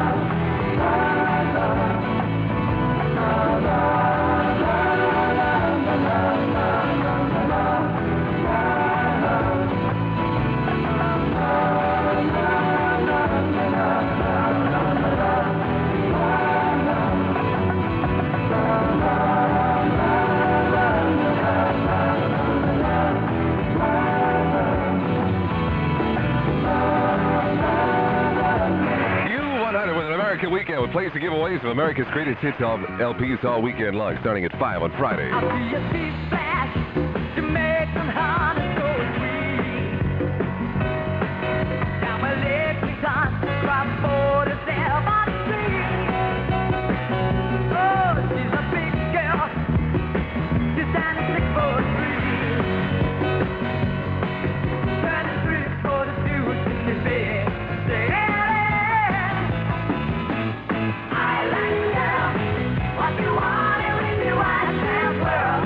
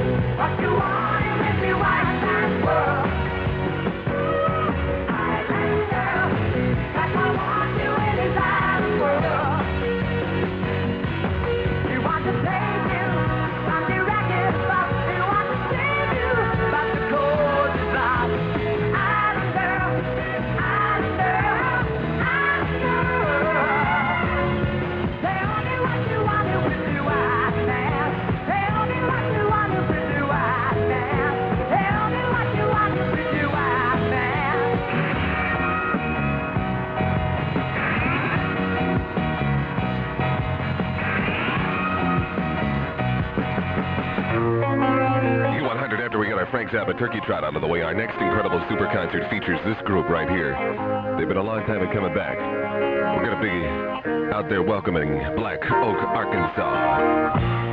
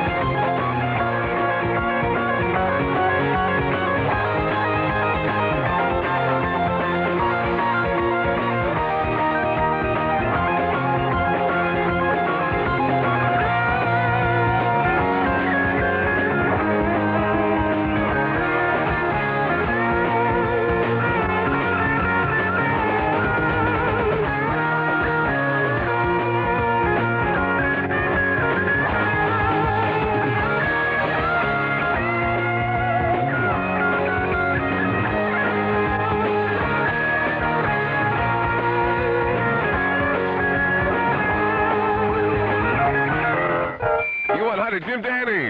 Yeah, strong enough to be gentle at 12:34. Brother Bob, getting down and getting very gentle. Let's see about you. I remember the 35 sweet goodbyes when you put me on the Wolverine of doing and death.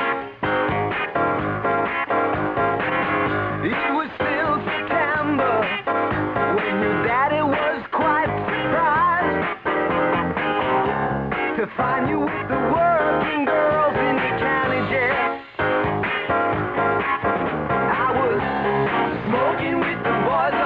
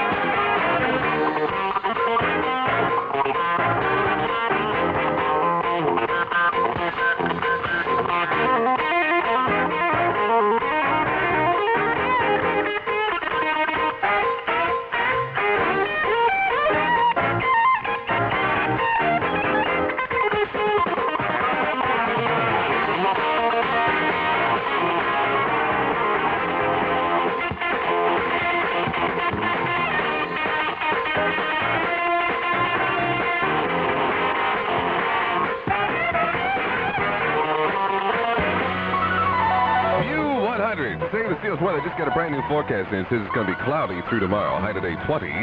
Low tonight 3 degrees. High tomorrow about 22. 18 at Super U100. Getting down tonight with Casey and the Sunshine Band.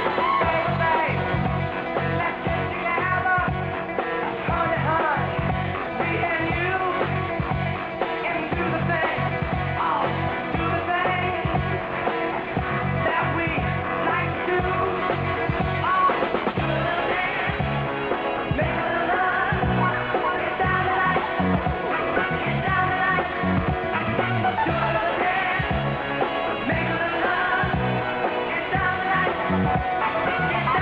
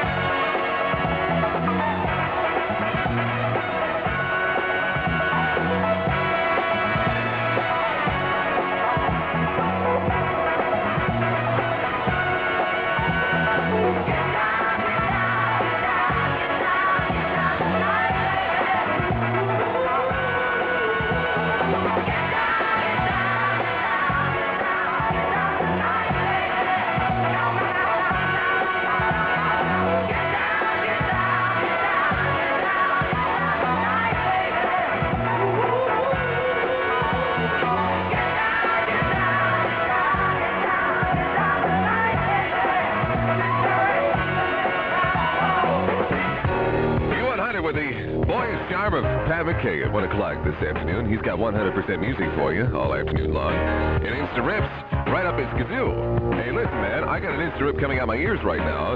Barry Manilow's Trying to Get the Feeling Again LP. That's the one that has I Write the Song on it. If you call number 18-452-3333.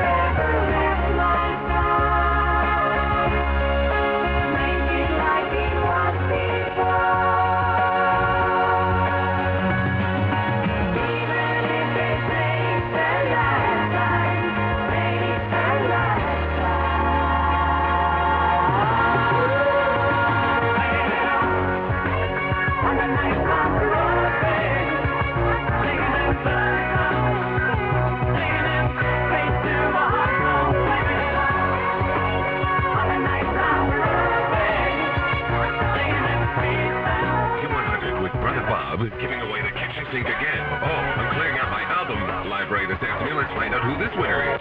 U100, hi. Hi. Who's this? Louis Johnson. Charlie Johnson, guess what? What? You just won yourself a Barry Manilow LP from Super U. Oh. Hello? Yeah? Barry, what are you doing out of school today? Are you cutting classes again? Are you playing hooky? Oh, we didn't have school today. Oh, you don't have school? Hey, well, that's a deal. What school do you go to? Oakland. Sorry, I woke you up, Charlie, man. Go back to sleep. It's not time to make a change. Just relax, take it easy. You're still young, that's your fault. There's so much you have to know. Find a girl, settle down.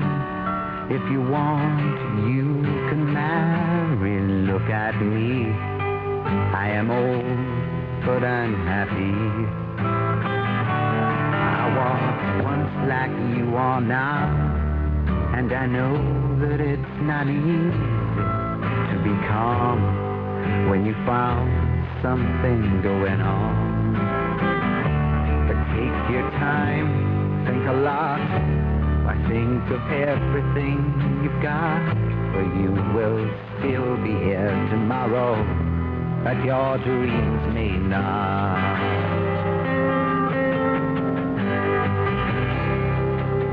How can I try to explain? When I do, he turns away again. It's always been the same old story.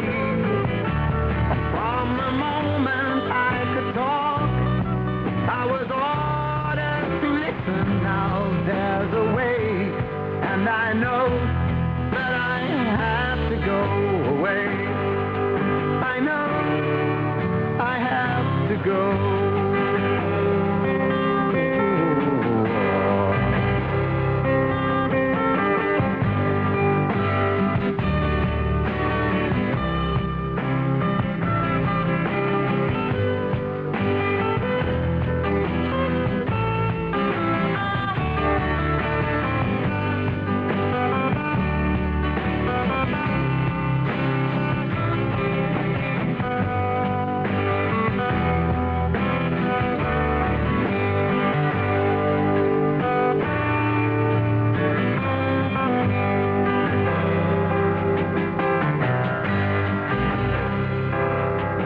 Not time to make a change.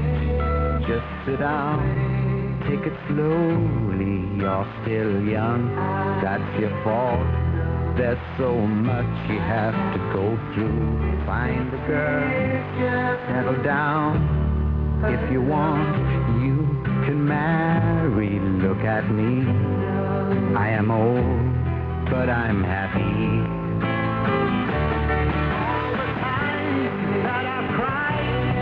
Keeping all the things I knew inside. It's hard, but it's harder to ignore it. If they were right, I'd agree. But if them they know, not me. Now there's a way, and I know that I have to go away. I know I have to go. 1251 with your brother Bob. Logo, keep us together. Captain and Peniel, let's do for you with an American weekend. Love will keep us together. Think of me, babe, whenever some sweet talking girl comes along. Sing it a song. Don't mess around. You just gotta be strong to stop. 'Cause I really love you to stop. I'll be thinking of you. Look in my heart and let love keep us together.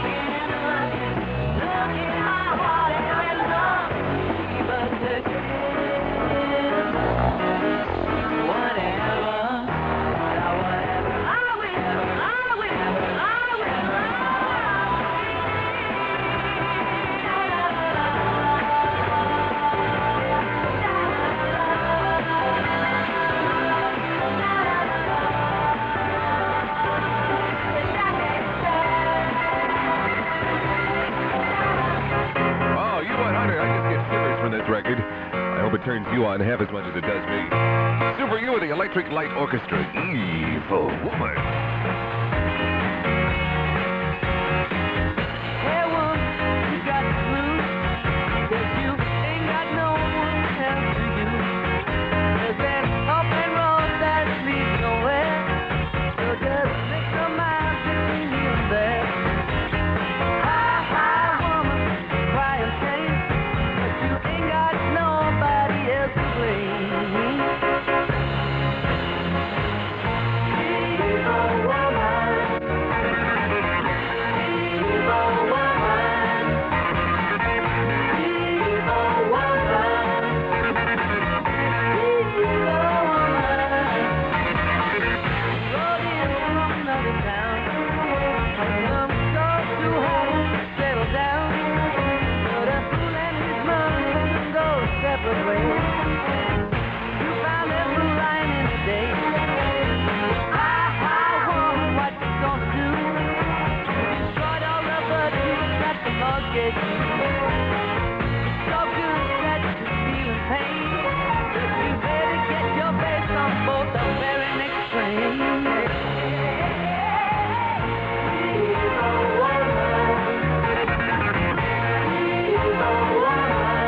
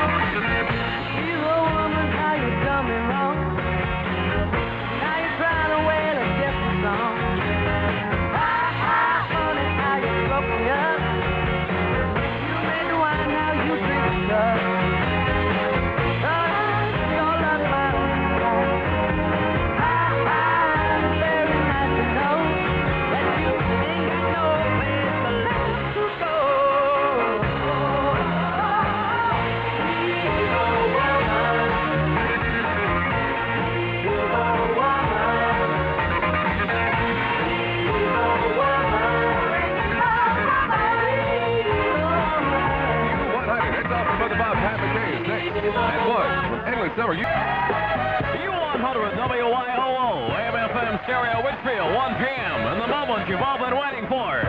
Pat McKay at 100% music till 3. Oh my God, I'm gonna go crazy. But that is the way I like